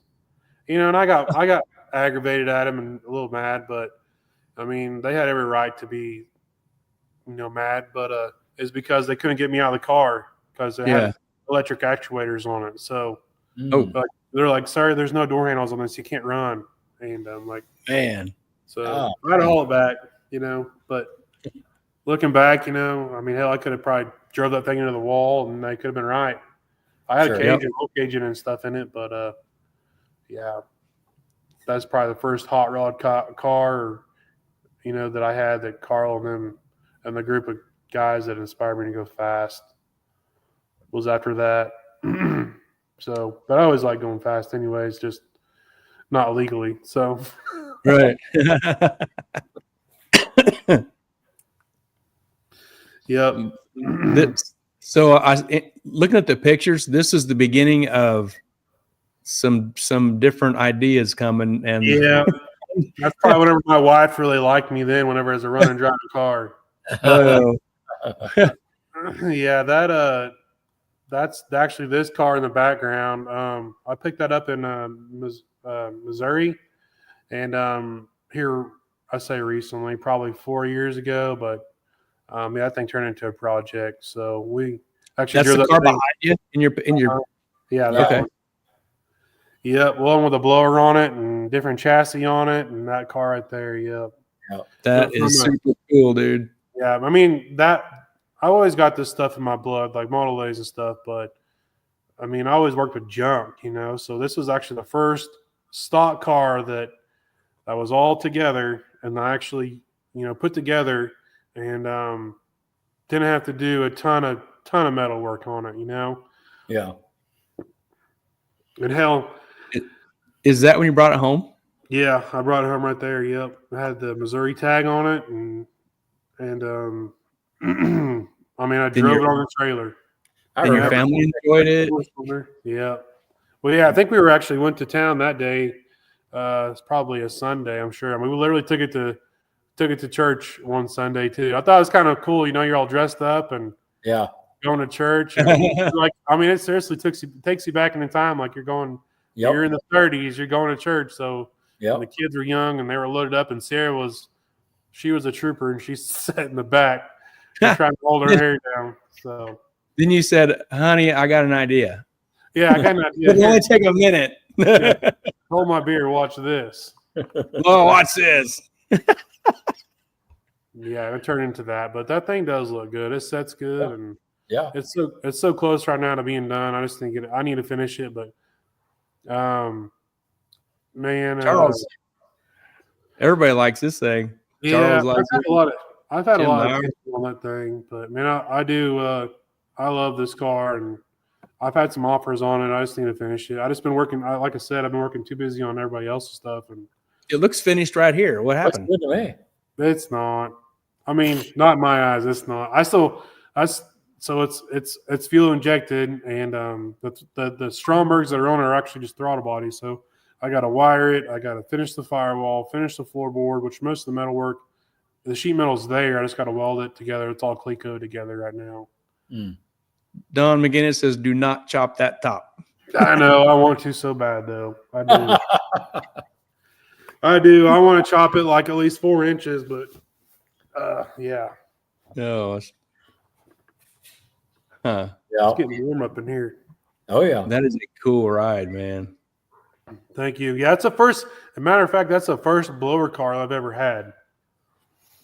That's the first blower car. That's the Rudd's engine, and I got a lot of money in that engine too, because the first one we put on a dyno, and I was tuning it, and whenever your map sensor, or was it the map sensor? Yeah, whenever, what the hell, what went bad? I think it was the map sensor was off. No, it was calibrated wrong. So I was like, this thing's only making 5 pounds of boost. I know it's making more than that. Well, I had pump gas in it, and it was making like 12 pounds of boost, so I had a lot of timing in it. Well, we bent some rods, melted some pistons, and then luckily it didn't ruin the block, because it's actually a Dart, SHP block. It's a nice piece now, but we redid it. And, I mean, that thing makes, even with each one of those carburetors is 150 CFM. So there's 6 of them on there, so that's a 900 CFM total. But even on E85, it's a 400 small block, made 800 horse on E85 at 11 pounds of boost, and it's with 871. Cool. But that is awesome. I'm surprised it made that kind of power even with those small ass carbs, just choking it down. But holy cow. What does this thing weigh? I don't know. I don't know. I better probably weigh 2,500 with everything in it. Can I race that in limited? Well, yeah, no. I'd probably get some book thrown at me if I showed up there with the limit. It'd be lighter than Rodney's car, maybe. I don't know. In there. There's not one carbon fiber sheet in there. I can tell you that, though. Hey, settle down. Yeah. But what transmission?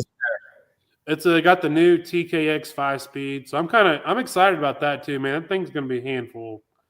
I mean, that thing doesn't weigh a whole lot of nothing, but it's going to be a handful for 800 horse with a blower and a 5-speed. Yeah, I need to get that damn thing done. I've been working on it slowly. I just now got the throttle linkage kind of where I want to, but I got to blow it all apart and release the firewall and weld all those holes up and actually flip the firewall on that. That's a thing with the 30 and 31 Model A coupes or sedans in that era is flipping the firewall, and you actually gain like 4 inches worth of for your distributor going back. It's cool deal.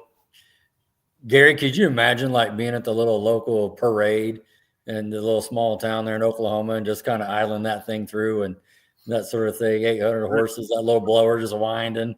You'd be scaring all the damn kids away. I'm telling you. Yeah. Your kids in the back seat throwing candy out. Yeah. That's right. I don't think my wife's can ride in the rumble seat after this deal. Oh my goodness, she's gonna need more than a hairnet. I can tell you that. Yeah.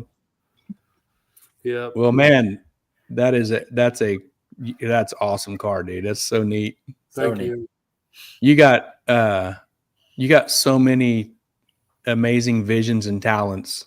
Yeah. Well, I appreciate it, Gary. Man, hey, I look up to you too on your welding sticks. Hey, that's when I first got the turntable, because I knew you always got the turntable when you're sitting there laying times down. I'm like, I remember seeing your car too at Tulsa when you guys did. Was it you and Keith that did you and Keith that did the drag week deal with the Pro Charger and seeing the fab work on that? Like, I remember that. Yeah. That's been, what year was that? 14. So about 100 years ago. Yeah.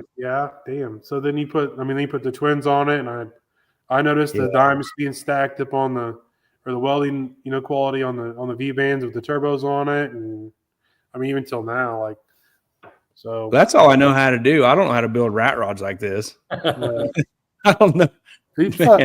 Man, you work on aircraft and jet stuff for a living. What are you talking about? You welding that stuff up? Come on. Yeah, they're not. It's not a hot rod though. I do that. I have to. Yeah, I have to. I'm just getting paid to do it. I have to for food. Well, weld on your airplane for food. we're hot rods, right there, Rodney? That's it. Cool. Okay, I could stare at this thing all day. Tell us about this. That's the one with the 348 in the transmission that had the 4-speed with the hydraulic levers on it for the shifters. Yep, that thing was loud and waspy. I think it was like 11-1, so it was loud as hell. But that's actually in Salina right there at the car show. Oh right, okay. Yep, I took it and the drags and stuff. Yeah. Yep. It's neat looking. Yep, that thing had a pretty cool stance to it too. I mean, and that thing, I didn't tell you this part of it, but that thing actually had a golf cart steering box on it. Believe it or not. And I think just from the drag link and how the hairpins, how on the front end, how all that worked together and how it was all lined up, that thing had like literally 0 bumps there. That thing handled just as good as my red Roadster, if not better. Wow. That thing. I think it's just because the drag links are so long on that thing, but the reason I used a golf cart steering box. Actually, I even have one right now that I'm holding on to, is because it's so small and they actually work really well. But it's kind of like the poor boys of a Schroeder, dirt track car steering box. So, yeah, interesting. Spindle mounts, all that. Had the moon tank on the front for my had the moon tank for actually my overflow for my coolant, and the radiator was mounted in the back. And anyways, but yeah, that thing got a lot. Sell that car? Somebody people already. I think that one's actually in South Carolina or North Carolina, one of the Carolinas. It's over there somewhere. Charles said, did this one go to Lone Star Roundup? I think it did. Yeah, once. Yeah, it did once. Yep.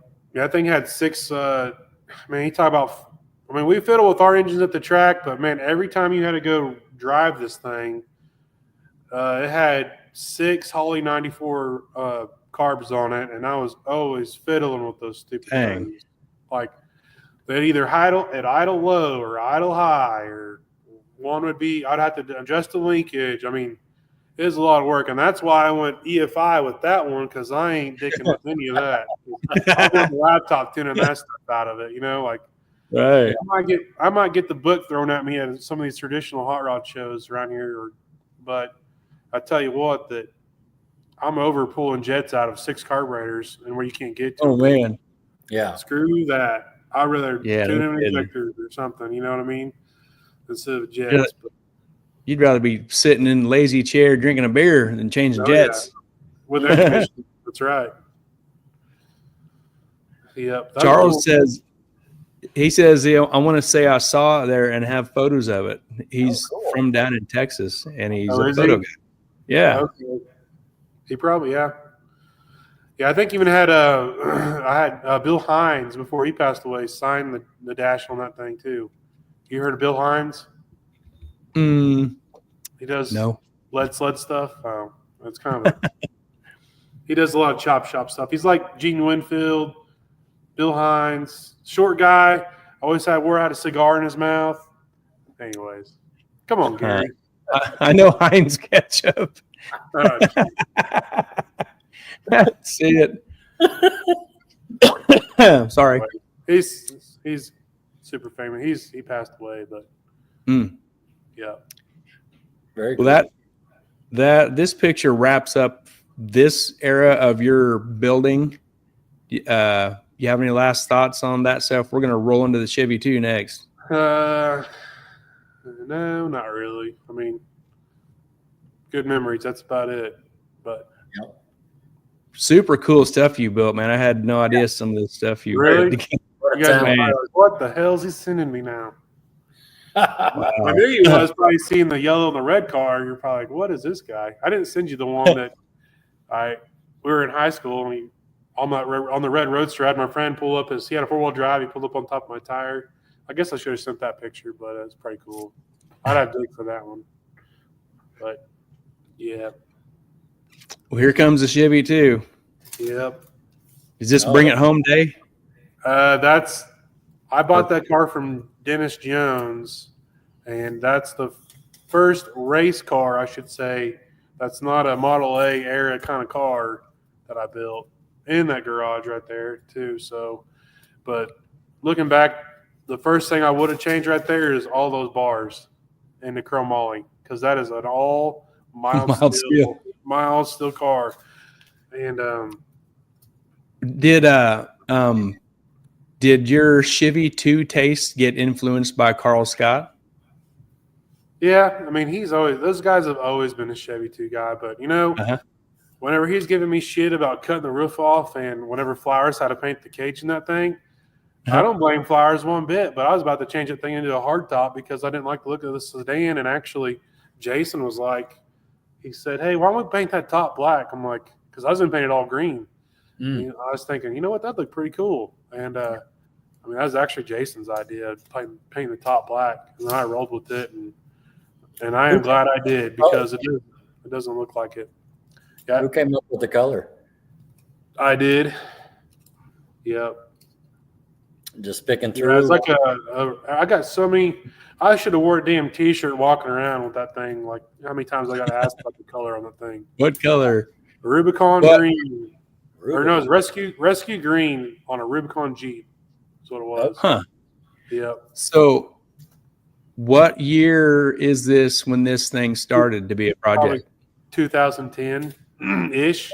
Like 2010, and then it got finished up probably 2015, probably 16. So yeah, and then started racing it after that. But I bought it with the Turbo 400 and the 496, and yeah, I mean, I didn't even have a frame table to put all that thing in or nothing. I mean, that's literally leveling up pipe stands in my little single car garage when I lived in Woodward and doing all that and welding it up with that Econo TIG. So, yep. Troy says we all thought green was going to be good. Yeah, it still is. I love the color. Josh Frazee says Chris is pretty much the bee's knees. Oh, geez. Hey, Josh, I need to see him. I need to see him get back in the car though in his Malibu and start doing some racing with us at Arc City. But there it is, painted up. I know, that's like one of my favorite pictures of that car right there. Like, yeah, Kyle did it with that one in. I can't remember if that was it might have been a Streetcar Takeover on that deal. I think it was Streetcar Takeover on that picture. But that Noble, yeah, Noble. Yep, it was a Noble. Yep. And you talk about that shit being crammed in a Chevy II. I mean, those are S500 turbos, and those things are not small by any means. But there's a lot of things I probably would have done different on that, I guess, because trying to change plugs on that thing was a pain in the ass. Ooh. I had to pull the V bands like that top tube off, and I mean, you were there. Were you there whenever I blew up the first engine, Gary? Yeah, you was, weren't you? I was crying my sorrows away at shop. At where? On the dyno. Oh yes. Were you? Oh yeah. Did we blow it up then or what? That probably wasn't more of my stronger moments, but it was on the dyno, wasn't it? Yeah, I was on the dyno, kicked the rod out the bottom of it. Damn. But talk about refinancing your house. No, I'm just kidding. Yeah, I remember that. Yeah, I don't miss staring at a giant mess of stuff like that. Do you not? Is yours going to be a little bit simpler now? Or it'll be a little bit simpler. It better be. Or I probably shouldn't do it. Is yours going to be a water block, right? Or no? Is it dry? Mhm. Dry. It's water. Water. Streetcar, Okay. man. Come on. Streetcar. Good. I'm still trying to find Rodney's car where the radiator's gonna be mounted on that thing. Yeah, it's there. It's It'll there. fit somewhere. It's there. Oh geez. Look at that. Yeah, that's a It's- sexy pic right there. Yeah, it's a lot like Tim's Malibu. There's no bad pictures or angles of it. I know. I got pictures. I got more pictures probably than Tim's Malibu at what was that? Texas? Texas than anything. And it's probably not the ones I had the before and after pictures on that one, but Yeah. Right. yeah, that's the first track I've ever been to whenever I've actually literally seen a flying car with my own eyes. Yeah. That was a scary deal, man. Like, God, I'm just glad he was okay. Yeah. Was you racing your car that weekend? Or was it the year Yeah, before? it was. Yep, me and you were there, and Rodney was there, and I think Troy and Brian came down too, right?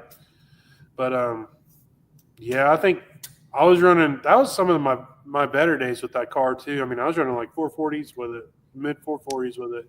Yep. Weighing in at 30, and I just swapped over to methanol, so I took all the intercooler stuff out, and that stuff weighed about 150 pounds every bit of it.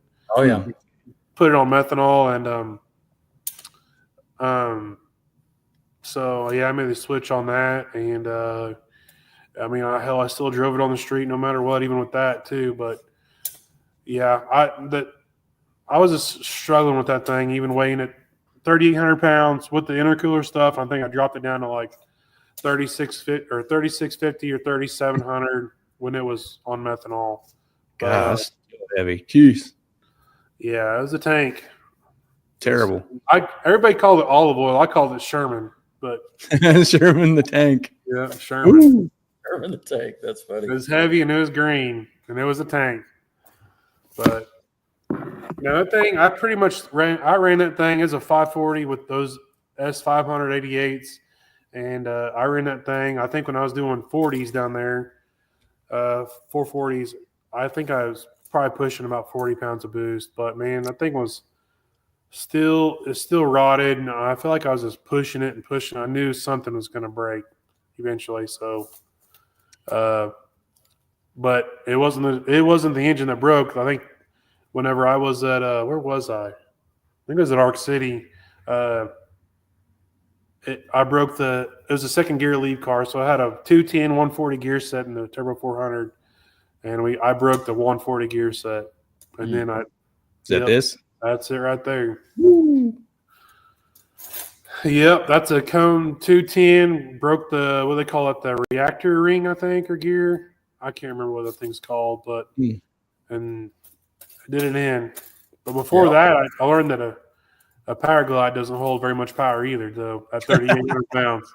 I was going about, Kevin and I, we were, we did a glide first in that car, and that's probably a mistake that we were both learning too, but 3,800 pounds and that kind of power does not hold up in a glide. And I went about 472 was the fastest car, or the fastest time that I ever went with a glide in that thing. So I was like, after that, I was done. I was tired of burning up high gear clutches, and but I learned a lot. So I'd rather burn up clutches probably than burn up or break that right there, though. So after that, that's with Kevin putting that transmission back together. We went with a close ratio 3-speed deal, and that was a learning curve for sure with a 3-speed.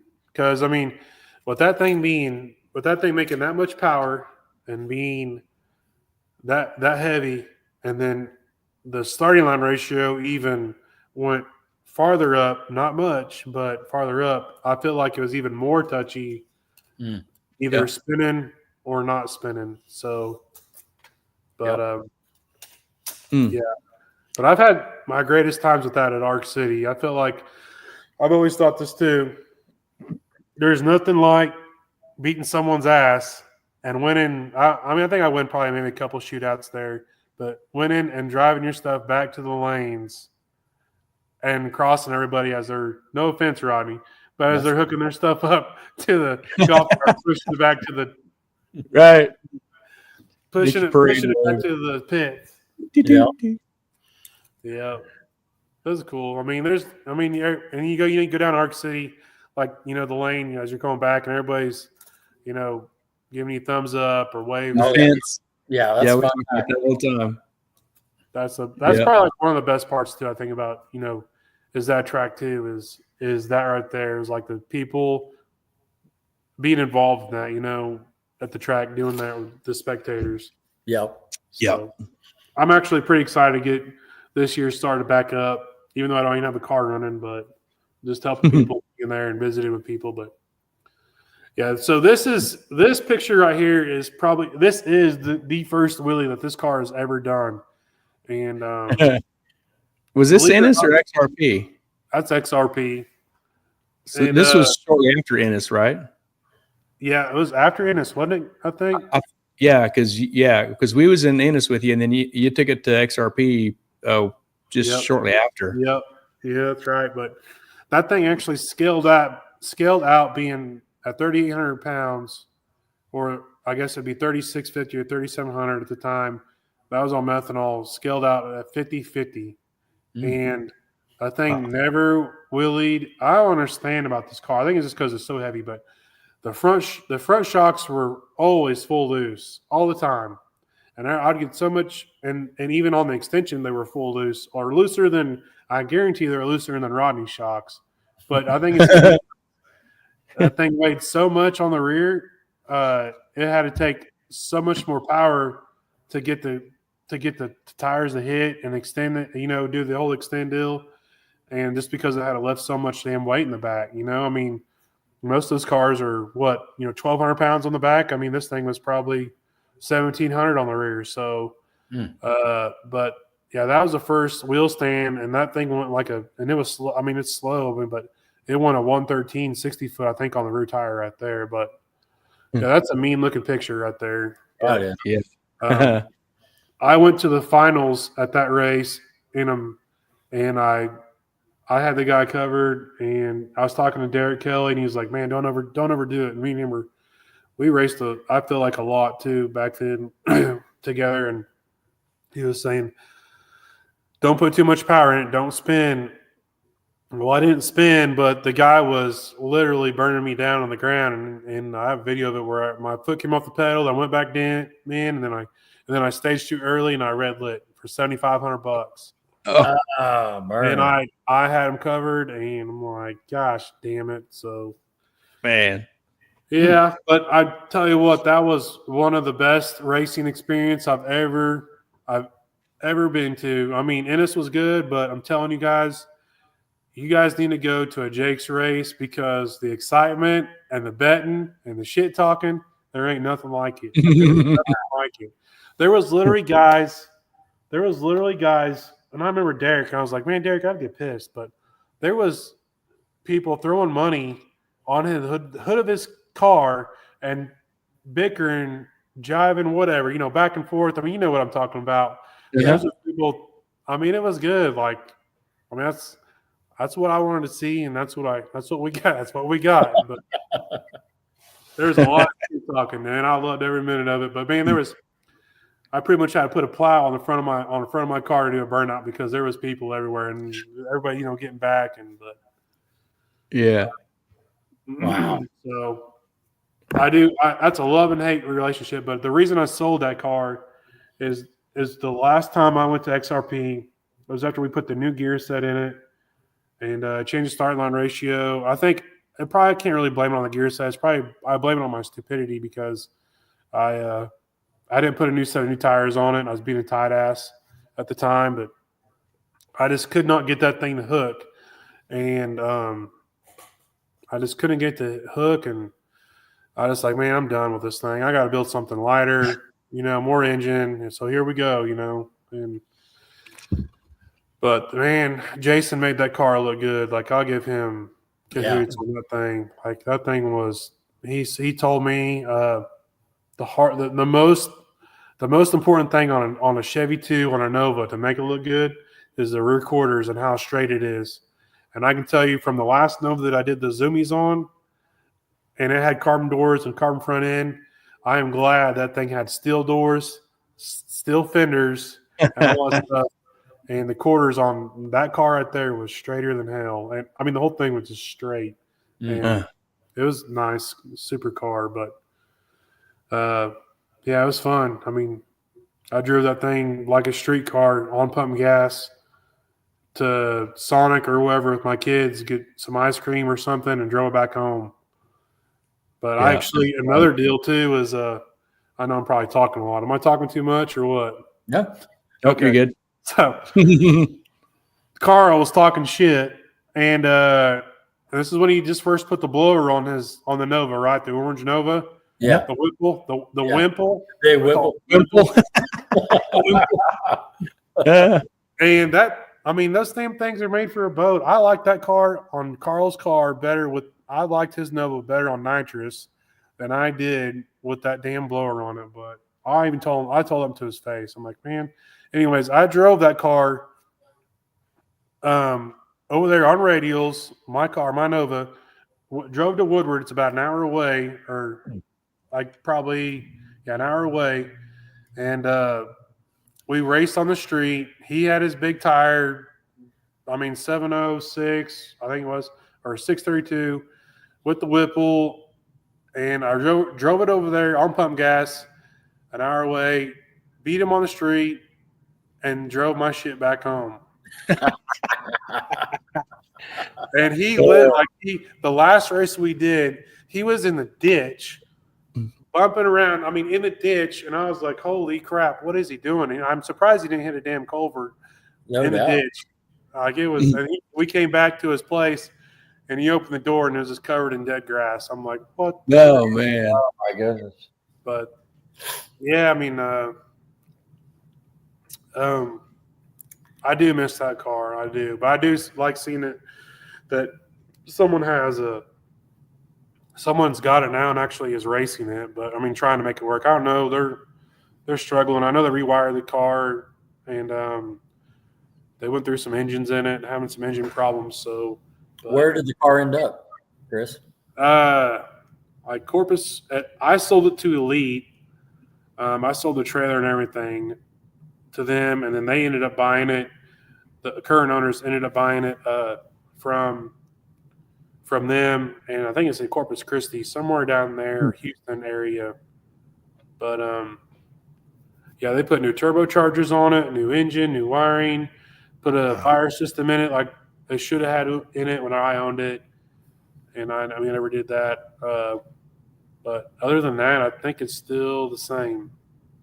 So, but yeah, they're struggling to make it go down. But like I said, man, I was struggling too. But I think if I probably would have put new tires on it like I should have, I probably wouldn't have been struggling that night at XRP. Because, XRP and Ennis, those places are always, top-notch surfaces. So, yeah. I was beating my head against the keyboard. I can tell you that, trying to make that damn thing go down. But yeah, that's one of my favorite races right there with that car. So cool. You got a fender bender here. Yeah, that's winch stuck, and that was a bad day. That not only did I screw up that fender on that car right there, but when we went to the track, I had my golf cart. I was about to load it up, like we always do. Golf cart first, and then our race car in the back of our trailers. And I decided to put my golf cart in the bed of my truck with the tailgate down. Well, you probably know what happened then. I turned the corner and I heard a crunch. I was like, what the hell is that? Oh, I just kept on going. And, I crunched my tailgate on my truck. And then we raced there. I don't think I even did any good. And then my winch stuck. Yeah. Luckily, my golf cart was in before my car was, because I'm telling you, if you guys don't have a cutoff switch in your damn trailer for your winch, you need to get one, because that right there, my solenoid, the contact stuck on it, and it screwed some shit up. I pulled it out, but Jason fixed it, and I can't even tell he fixed it. I don't know how he does it, but he's amazing. But Yeah. Yeah, that was a scary deal because my wife was like screaming at me, and I thought she was in between the car and the golf cart. But Yep. I thought He your was. son was in between. yeah, I know. Yeah, God. Thing. Yep. Luckily, I mean, it had a nylon strap on it too, so always have a nylon strap. Don't use no cable, steel cable on your winch because it would have been breaking something. But That was my first thought when your wife was screaming. Was one of your kids was involved with something and that didn't sound good. But no, but I do know I'll give Glass Tech a praise. Man, I was crawling all over that hood trying to get to the front of that car. Trying to see if she was in there, what I could do. But yeah, I was crawling all over the hood of that car, and it didn't phase the hood at all, but it damn sure phased the bumper. so the strap ended up breaking? Is that what stopped it? Yeah. But I mean, if that golf cart wasn't there, like you have your boxes on the left, Right? Yeah, it would have jerked it. It would have wiped out my boxes. And man. there's nothing you can do because the battery on those. I mean, most of all those trailers, the batteries are up front in the in the winch compartment. Mhm. Yeah. So, man, it was a shitty deal. It was a scary deal. I'm just glad no one was hurt. My wife, my son, any kids, or anybody, But the car's fixable, so and that's when. Is that goodbye day? That's goodbye day. That's Marty Robertson. Actually, has the bad fish, that barracuda. Yep.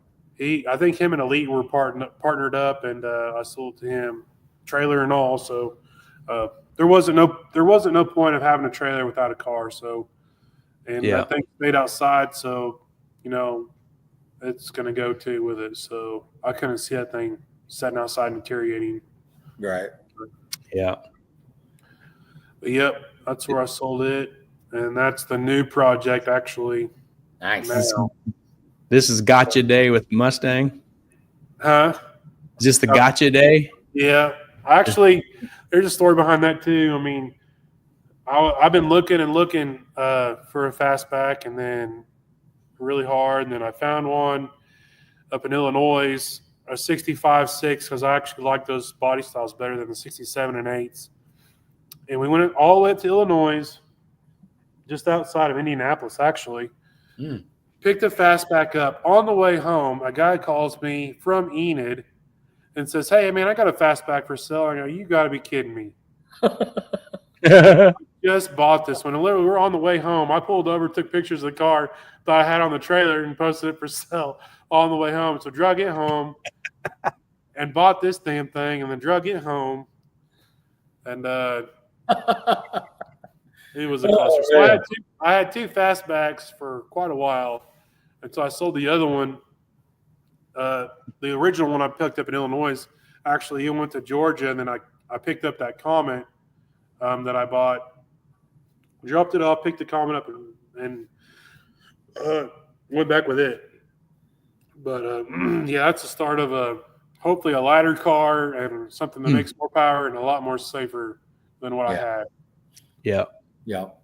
Because, and that's it used to have leaves under it, right? I was going to put leaves on it, and I don't know. I just trying to think of what I was going to do with that, because I had the Falcon too. If you remember the Falcon, I was doing it, but I sold it too. But I was going to put leaves on it, and decided I'm not going to do that. I'm just going to I need to make something that's faster and better than what my Nova was. So I still have all that stuff. That's kind of why I bought the Comet too, is to use all the parts that I have instead of just selling the stuff. Just go ahead and buy more stuff. I mean, that's what we do.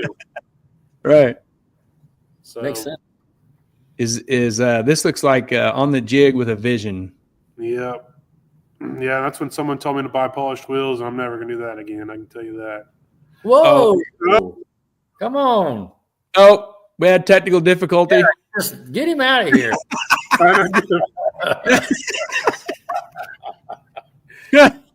We're fired. I'm fired.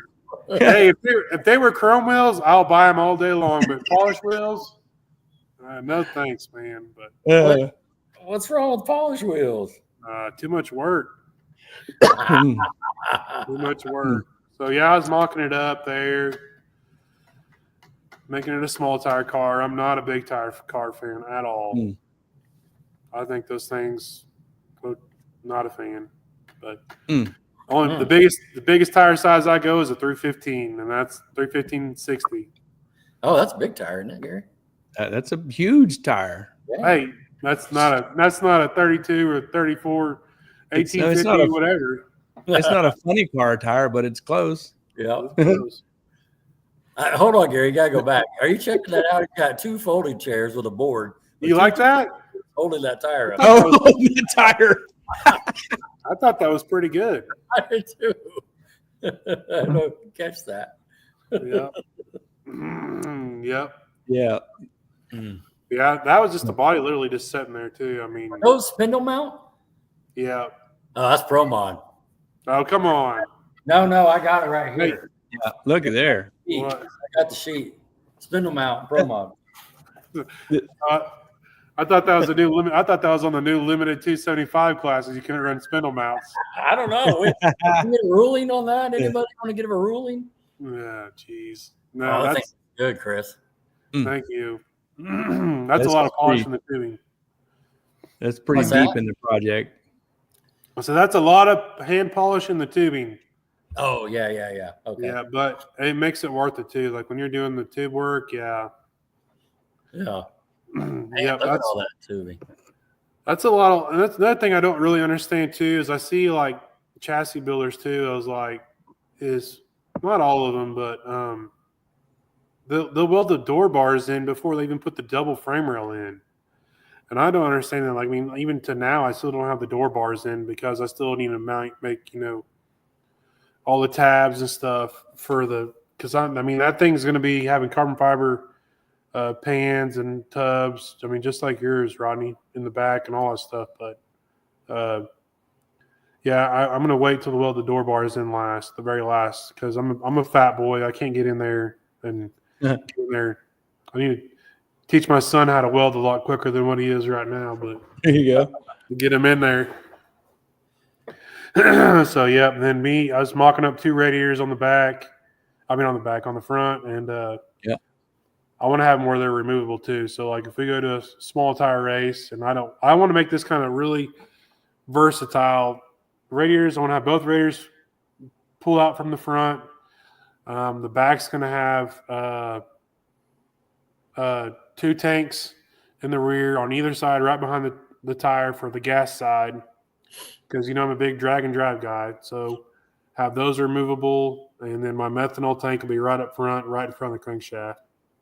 So if I pull all that stuff and get down to whatever weight I need to be or want to be, hopefully I can do it. But I can tell you it's still going to have steel fenders on it and doors until otherwise. Limited. That's right. And then thank you. Then the other thing too, I when I sold the Nova is I traded. I guess Marty has a big stash of like just a big stash of parts down in Dallas. He's like, well, what do you want on the end of the bargain deal? I was like, I don't know, what do you got? He's like, well, I got this. He had some 315s on some 15 by 14 inch, like big fat, radial tires when he was doing radial racing with his Barracuda, and he had that badass third member, all billet third member. I was like, I'll take that and those wheels, and I'll build me a rear end for my stuff, and that's what that rear end's in. So that's probably that is the nicest piece I've ever had in my life on rear end stuff. But yep, 7-inch travel shocks now. The Nova had 5-inch shocks on it. Huh? There's one thing I would have changed up different on that right there is be like all the other guys. I mean, not like say all the other guys, but run like a probably 2-inch back spacing to get some weight off the axle there on the back. I mean, that's a 4-inch back spacing, but like you see those guys suck suck them in tight. Yeah. So, but on this car, every ounce counts to me. I mean, sure. Yeah.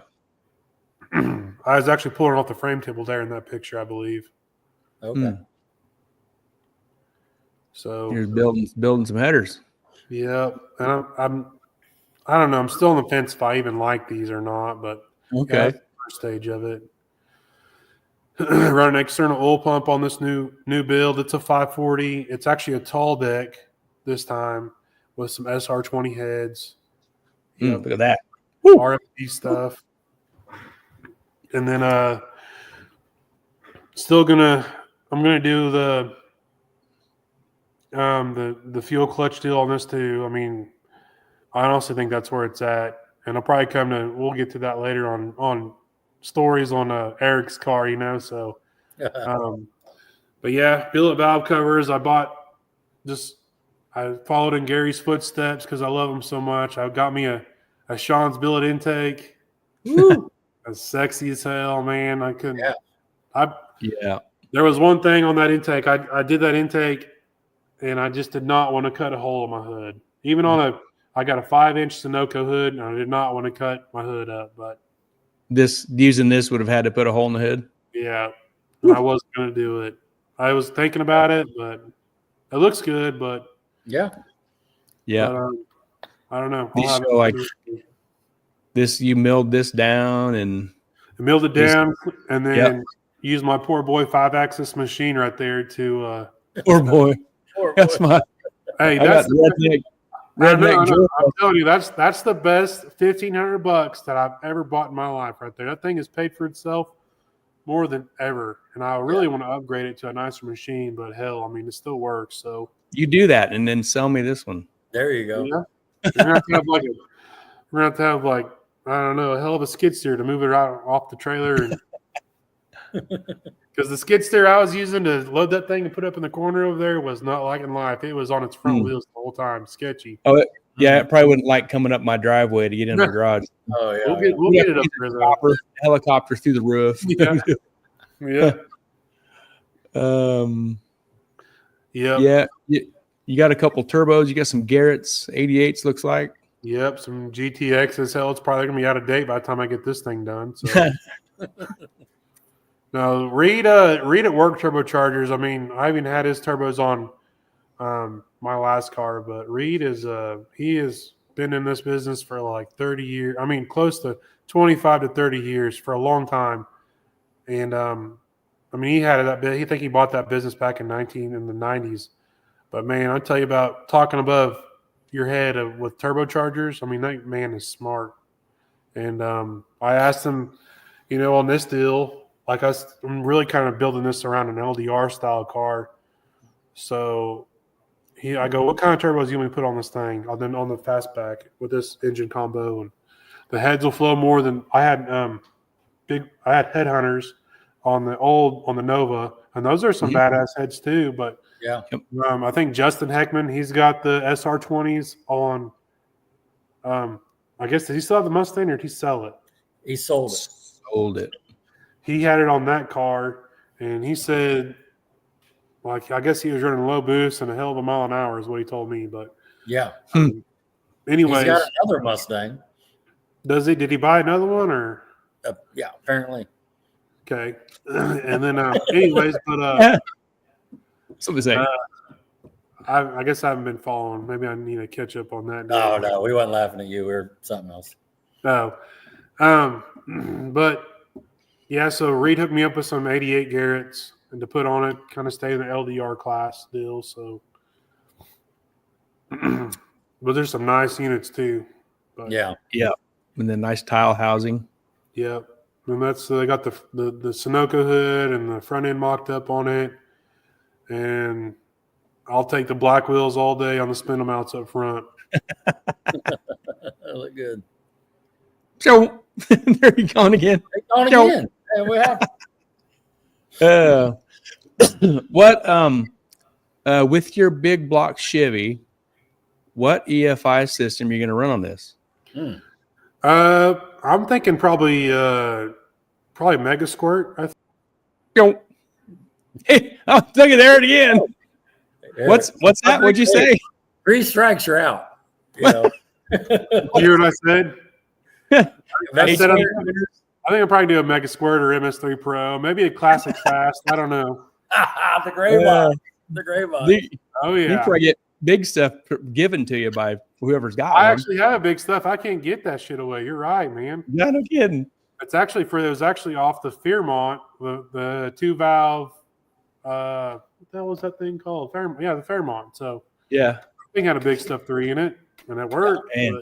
Yeah. I don't know. No, I'll probably I'm going to put a Holly in it for sure. Whoop, whoop. Ooh, I know. Hollytech.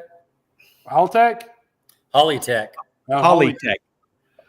You know, I really want. This is what really blows my mind. I guess about Fuel Tech. I mean, I don't want to be.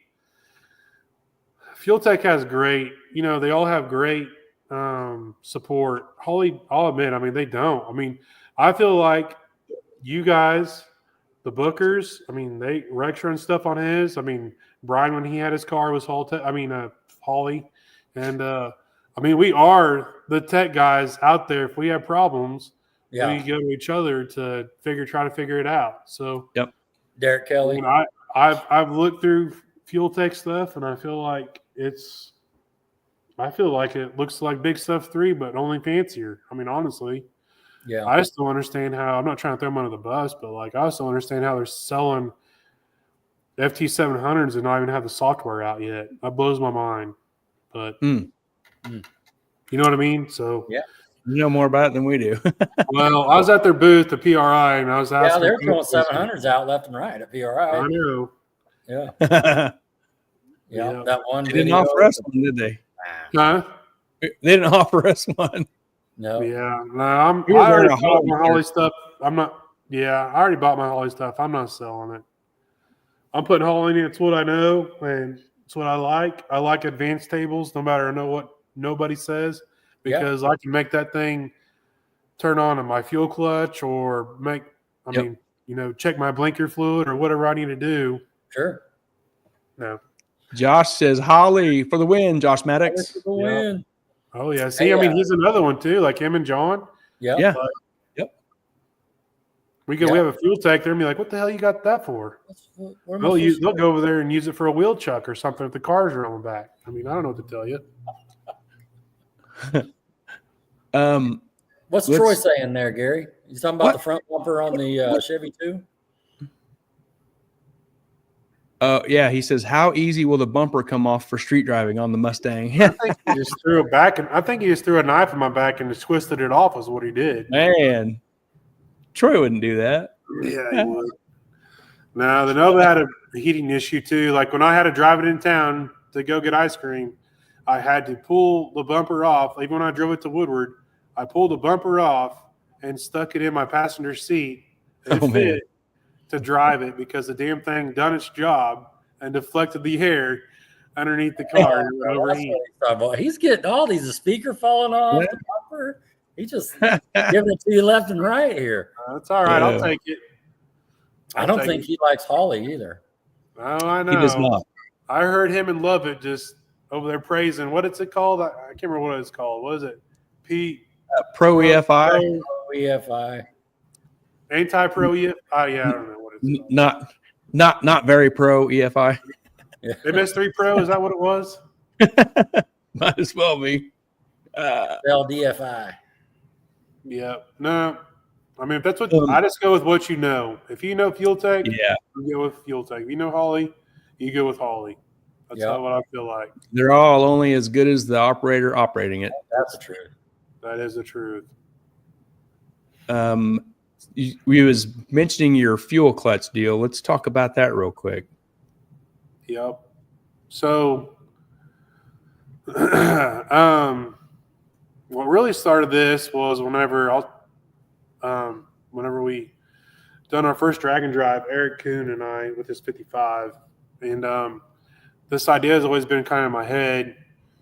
And we needed something that's easy to turn the fuel pump on and off, a mechanical pump, if you want to make big power, to turn it on and off with the flick of a switch. And it went to this extent of whenever we did our first drag and drive at Noble, I think it's for the first Rocky Mountain Race Week, and his wife, Eric's wife, even gave him a damn list so we could go over it to make sure the steps that we didn't forget anything before we left to go to the next track. So and one of them is unhooking the damn cable off the fuel pump on the back. And because the way he had it rigged up, we had to change injectors because he only had one rail for injectors. We had to change the injectors, either pull the cable off or pull the belt off the pump or pull the belt off the drive on the front and pull and actually cap the discharge side of the mechanical pump. There's a lot of shit we had to do. And then we had a tank in the back on the trailer for the gas only to send it up to the front on electric pump. Well, we didn't pull the belt off the front, and we got to the motel that night, and we're just sitting there, just watching TV. You know how it is relaxing after a day. And he's like, we're screwed. He didn't say that. He said, we're effed. And I'm like, what are you talking about? He goes, we didn't pull the belt off. I'm like, what do you mean? And I got thinking, I'm like, oh my gosh. I guarantee you it turned that damn cable into a pretzel. So guess what? We went down there I think we just said, screw it. We went down there that morning. I don't know how you slept, but it was toasted. It broke and we were done. Oh man, we were done. So I'm like, after that, I'm like, dude, we got to do something different. So I feel like I'd come up with this, and this is a game changer in my opinion. So now he can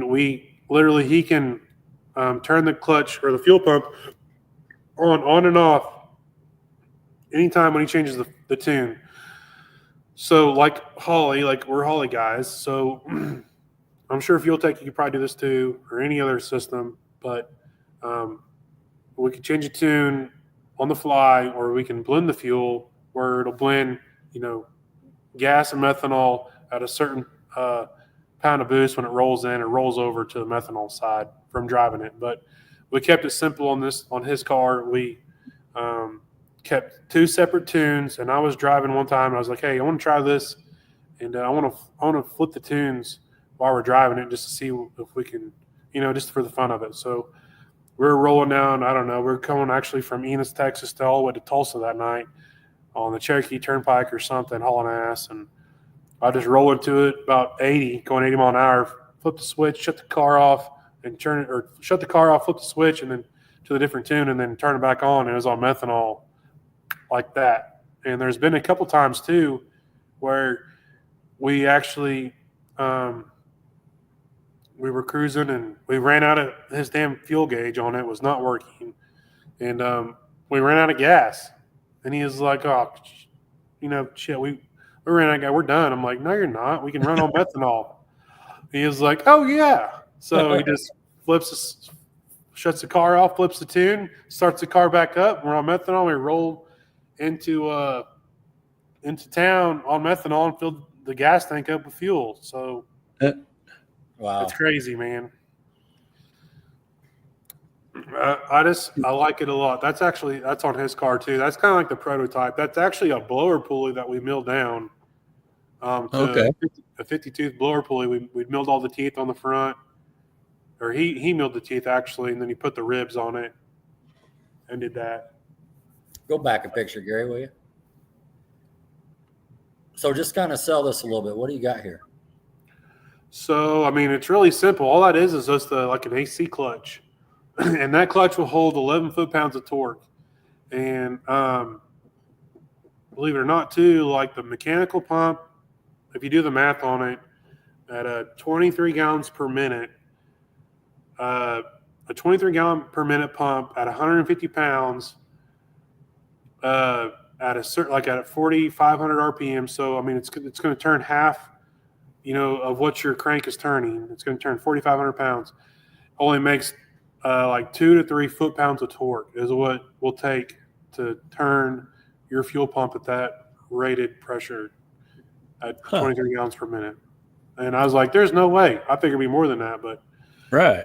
Hell, Eric's had that one on his car for 3 years now and zero problems with it. And he is even running the cable drive in the back with an XL cable that's 140 inches long. Wow. So I'm sure it's got to be more drag too, but I think it works awesome. Is this a little kit you made up, or what if I wanted to buy one of these? What would I do? You just holler at me and I'll hook you up. But I'm having the new one's going to have the new one I'm designing or making too is hopefully it'll be out in the next couple weeks. I hope, but is actually going to mount on the back of like your Peterson wheel drive pump for the guys. And I've had so many requests for that, and I think it's a niche to fill, and I think they'll do good. So, I mean, hell, Devin was actually wanting one too. I just didn't have one in time for him. But Devin Vanderhoof, Joe Barry was wanting one. Some Colorado guys are wanting a couple of, actually like 3 or 4 Colorado guys are wanting some who do Rocky Mountain Race Week stuff and or Sick Week, and so that's really cool. Yeah, I'm running one on my car for damn sure. So yeah. I even had one on the Nova too, but mine was a little different. It wasn't 2 separate fuel systems. It was actually I just had an electric pump that brought fuel up front, and I just shut the mechanical pump off completely so I wouldn't wear it out driving it all the time. Like when I drove it to Woodward or wherever, I just shut it off and ran on the electric pump. Yeah.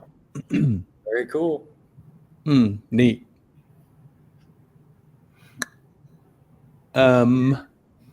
Real quick, everybody that knows you and knows of you knows you'll smoke through some intake manifolds and bungs like on the regular. Yeah. Right. I got hammered on this December, and I don't know what it was, but man, I got like 10 intakes in. Dang. And it was a lot.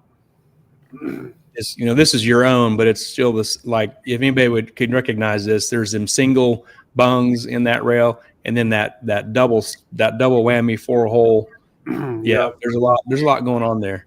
There is a lot going on. Yeah, it's a lot to package, but I mean, even Sean's intake the thing is off the chart. Like, I've had some intakes in my shop, and his is by far one of the nicest intakes I've ever had the pleasure, I guess, of welding on and screwing up. So, no. Well, that I can compare my Sean's LS manifold to my Visner big block, and it's night and day.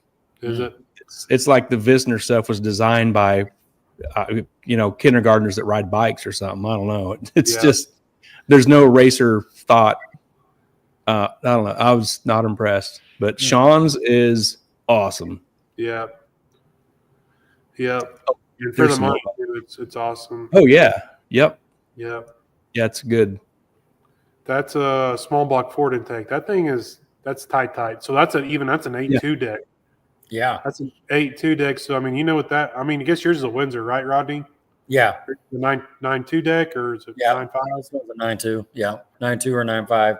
So yeah, this is actually this is a Flowers intake whenever he did have the 8.2 deck in his Mustang I made for him, but I was pushing him like his was like a dual fuel deal too, but his was like old school. I mean, it was fast, like fast EFI, but he had two ECUs on. He had a black and red.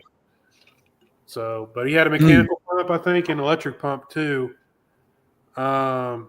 I can't remember how it was rigged up, but I was trying to push him to do two rails, 2 separate systems. But yeah, that's squeezing it right there on an 8.2 deck. Yeah. No room. No. The last little chunk of stuff we have is you and Eric on the Dragon Drive. Yep. In his Camaro. That's whenever he thought. That's whenever he thought that the 12.0 class was going to be easy. Well, guess what? No. That is more difficult from going completely different elevations than doing like the ultimate radial class or something else. That crap was down to like the 12.001 status on Brack. I mean, it was insane. Yeah. But we tried. He thought it was going to be easier with his Camaro and stuff, and it was not. And then we had issues, and we busted the blower pulley off of it. Now this thing has a Whipple, right? Yeah, Whipple. Is it LS deal? Yeah, LS. And don't give me a line. I know it's like I think it might be like a 377 or 427, but it's an LS, like LS3 heads or something. But yeah, I think the pulley got loose, and then we tried to tighten it up, and then ended up stripping it out, and yeah, it became a bad day. Then that was another bad trip. Probably kind of like my hiccup on my car. Like we done that, we can screw up some shit. We can do it, but we busted the pulley off, and then his neutral safety switch didn't work. He had an older shifter on it, and we were at the gas station. Luckily, no one was behind us. This is a checkpoint, and we ended up starting the car up to see if the pulley was going to stay on there with the belt and stuff, and it was in reverse. Oh, and ended up,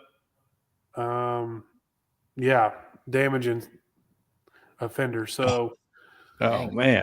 But anyway, so we figured out that wasn't going to work. We limped it on and off, shutting the car on and off. Luckily, there was O'Reilly's literally like 3 miles down the road. We were shutting the car on and off, not to overheat it, to go get a pulley to fit it to bypass the blower. Then after that, we finished the race, just cruising around at that point. So, wow.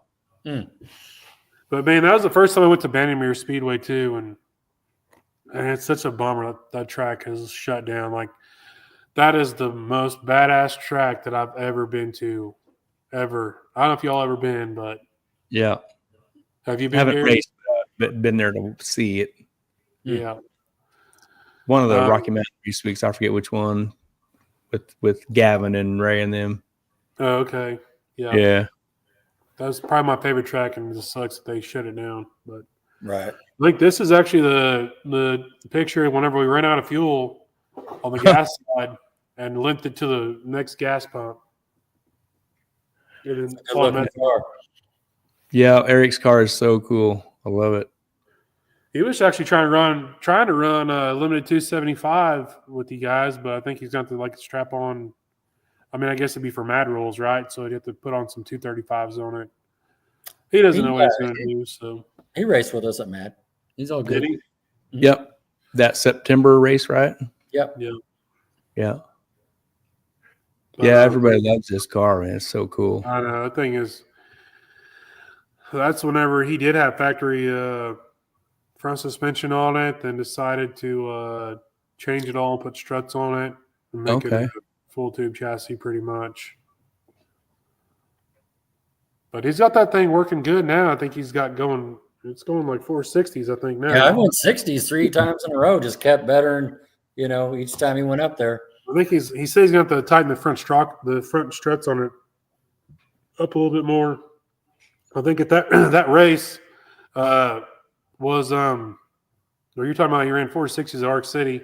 Yeah. He said his struts were on full tight. Yep.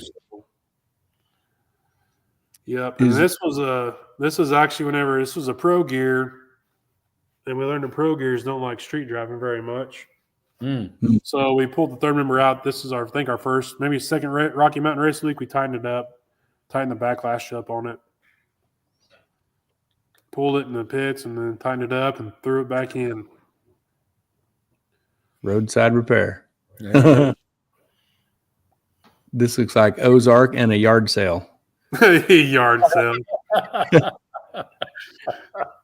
Hey, it might have been a yard sale that day. I can tell you that. Yeah. We were struggling to get down the track on that deal. I don't know what it was, but we were having to take a lot of power out. I think the track just wasn't there. I mean, but I think he was racing on 315 radial then. I don't know, but yeah, I can't remember what. I think we were trying to do. Guys, quarter miles. Man, I can't remember. We were trying to get into the 7s, I think, or 780s or something, but. Yeah. That's another drag and drive deal. I can't remember, man. We've done so many. Is it like a circuit or something like that, or one of them week deals? I think it was the circuit. I like the circuit deal because it's only like a 3-day. Yeah. things, the Rocky Mountain Race Week, man, that's I don't know how guys do it in July. I really don't. Yuck. Out there just sweating your nuts off, man. Yeah. It's a ton of work. Hey, Stewie, is that a jet ski trailer? Yeah, so that's actually Carl's 2005 jet ski Hot Rod Drag Week trailer that he still had. He don't get rid of nothing. So, Okay. Yeah, that's a jet ski trailer of Carl. So he let us use, and it works good. But yep. Hey, if you guys know Carl, he's a jokester. So the tag actually said I think jackalope. You know what that means? Like the guy on Funniest Home Videos when he said I'm fast, but you can't catch me or something. So his tag said jackalope on the back. Oh, right. Anyways. Gary, when you went to Brandomere, was that 2017? Yeah, Don McGinnis says that was 17. Yeah, that's how I saw that. That's cool. Yeah. 8 years Yeah, now. that was a long time ago. I could have guessed in a little window, but Right. 17, man. So is your radio mounted in the rear now, Gary, or what? It not yet, but it will be. It will be? Yeah. Yep. When I get that far along on it. Yeah. It's going to come in and out real easy. That's 40 pounds of garbage. I don't want to haul down the track, Yep, I'm with you right there. That's why I want to make everything detachable. Yep. It's going to be quick, dry brakes, pin stuff in and out, get it out real quick, Yep. Not at the track. It's going to be undone in the garage, but it's going to be it's going to be done quick. Yeah. I did see a set of Pro Jacks in one of those videos or pictures, I mean. Yep. Right there. Are they? There they are. So I got a set too now, so we're officially pro modders. And I don't care what you call it. Call me John Force. Them things are those are worth that's I know. These low cars are such a pain to get jacked up. Yeah, and I'm with you on that. I'll never miss jacking it up again. like the old way. Yeah. Jack the front, jack the back, go back to the front, go back to the back. It's just a time killer. Yeah. Ronnie, do you have those for your car as well or no? Yep. Do you? Yeah. Yep. I'm glad I purchased mine. Actually, Eric and I purchased ours at the same time, and he was kind of on the fence about them, but they're a little sketchy to get used to. But I think after the first couple times I used them, I was kind of like, with the ball valves and stuff. Yeah, and, exactly. Yeah. You get used to it though. Yeah. Yeah. Yeah. Well, that's all the pictures and stuff we got. I know. My jaw's starting to hurt because I'm talking too much. You did a good job. So yeah. I got a question for you, Stewie. Huh? I got a question for you. So think through this. You're talking about the kid in English class that couldn't pay attention, right? And he's sitting there doing your drawings and stuff. You showed us all these cool cars. I know some of those cars are 6-figure cars, and you ever thought you'd be here doing this, from the kid in high school?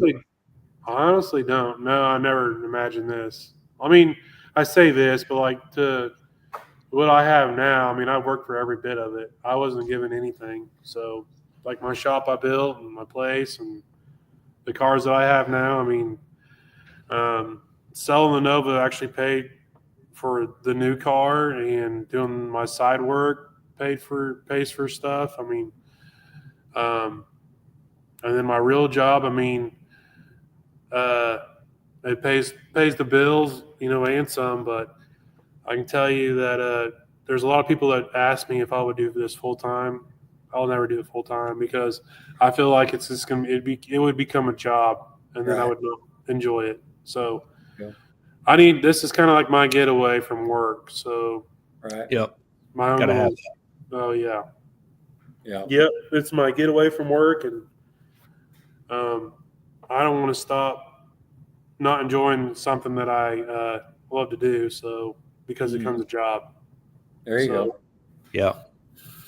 I'd rather enjoy it, and then I want to get back to where I'm working on my own stuff again, like I said, and focusing on my own stuff. And but whenever you just like Gary, whenever I guess, or I mean anybody really, is when you walk into your shop and you have your car or someone else's car. In my situation, you have two cars in your shop.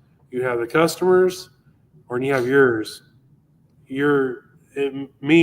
I feel guilty if I'm going to go and work on my car, and I do not work on his car or whoever it is, instead. So, and his car what pays and what funds my bad habits. You know what I mean? Like, Yeah. So, Yeah. so then you're always spending time on their stuff, and you're not spending any time on yours. So, Yeah. My I guess New Year's resolution is spend more time on my stuff, which sounds selfish as hell, but I miss so bad. It's like I said, like the Nova is probably one of my favorite cars because I met so much good people with that car, going to races, and even though it cost me a lot of money on failures and travel and all that stuff, but I've met a lot of people, and I love racing. It's in my blood now, so I'll be sticking around for quite some time at the track as long as they'll stay open. There you go. Glad to hear it. We always do a part of the show too, where it's like just talking about anybody you want to thank that kind of help you along the way. I know you out in the shop a lot, and I'm sure you don't. I mean, I remember one thing that stuck in my head too is whenever I watched Tim Webb's podcast with you guys. You know how many times he praised his wife? Mm-hmm. A lot.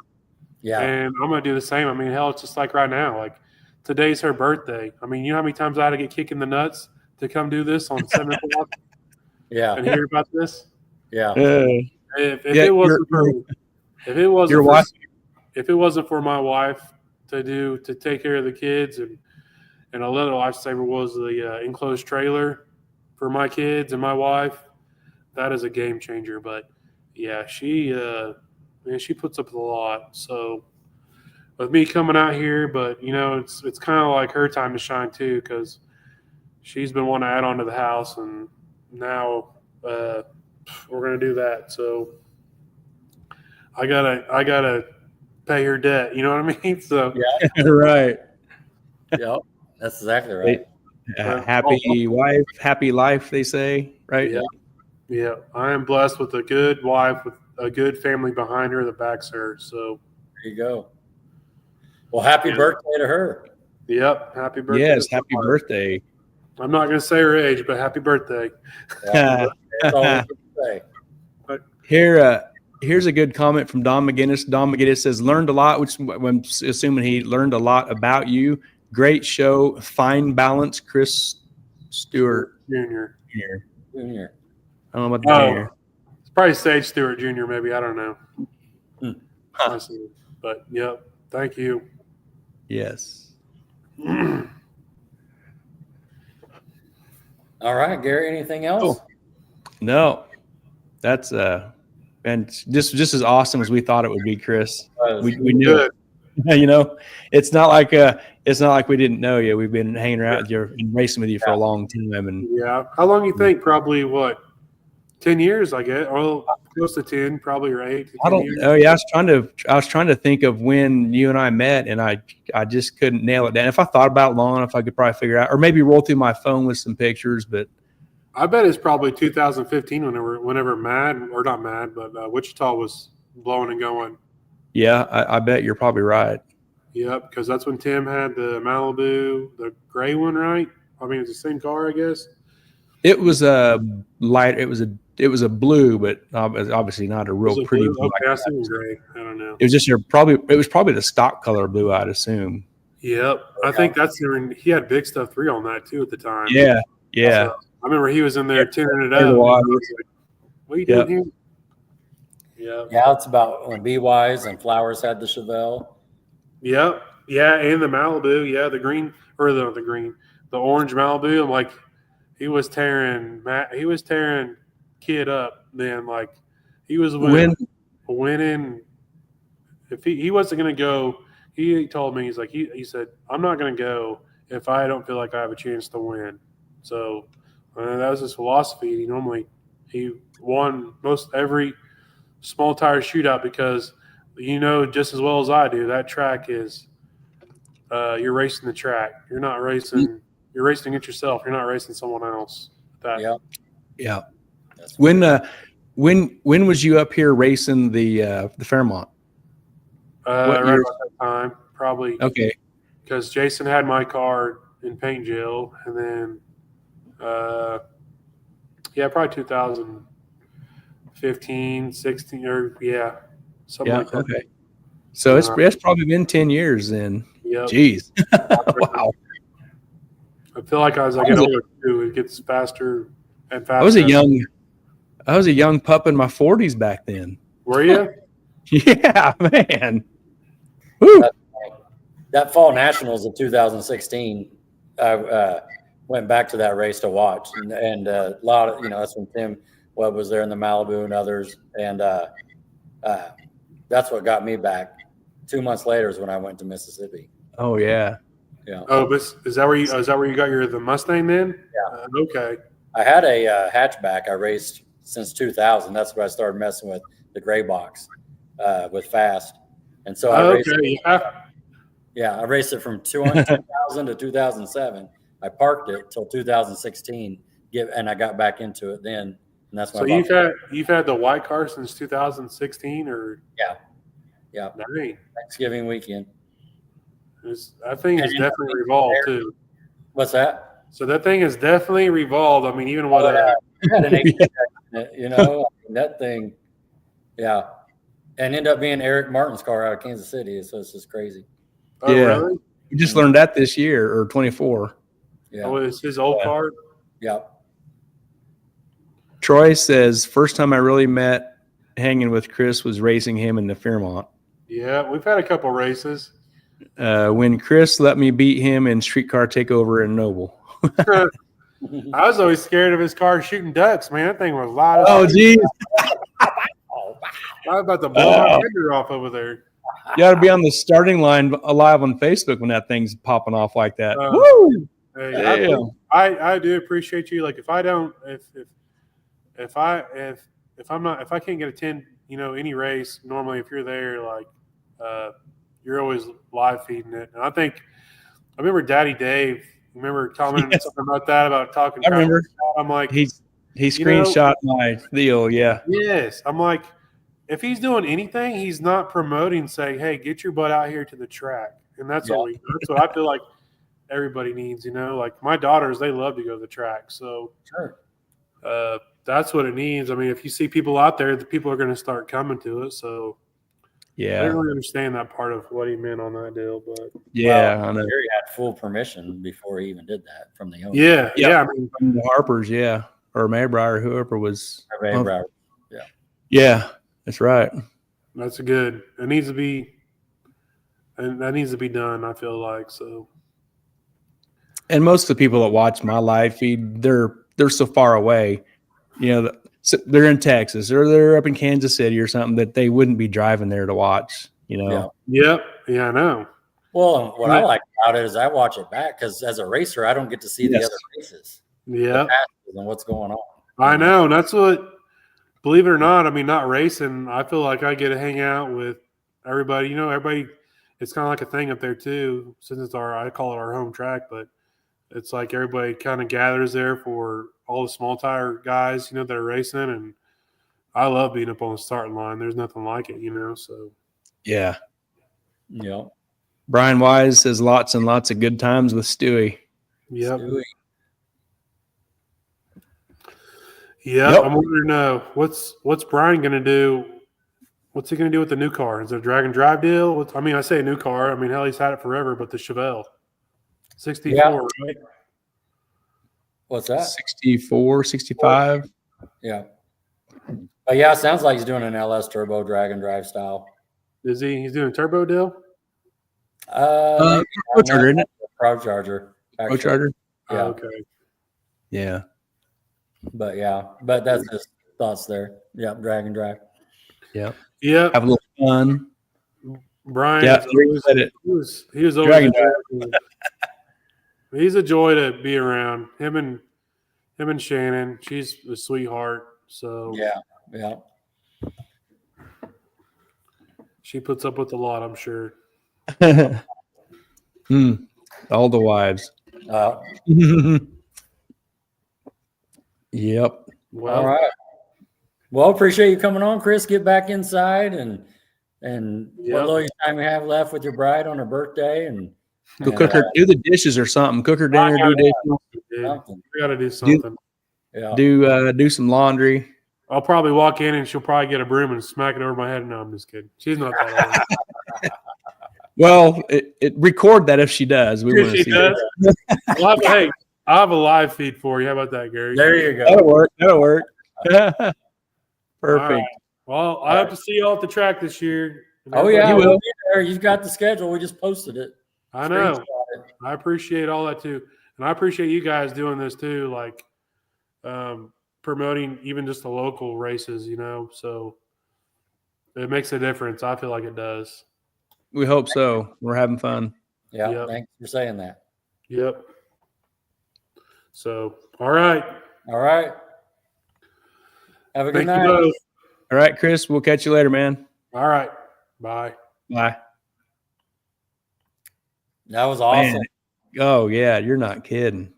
Man, we knew he would be great. That first yellow truck, man. I looked at that thing and it reminded me of Milner, and that was just crazy. But and I knew these other pictures were coming. I'm like, man, look at that guy. He's 14 years old, 15 years old, high school, started out.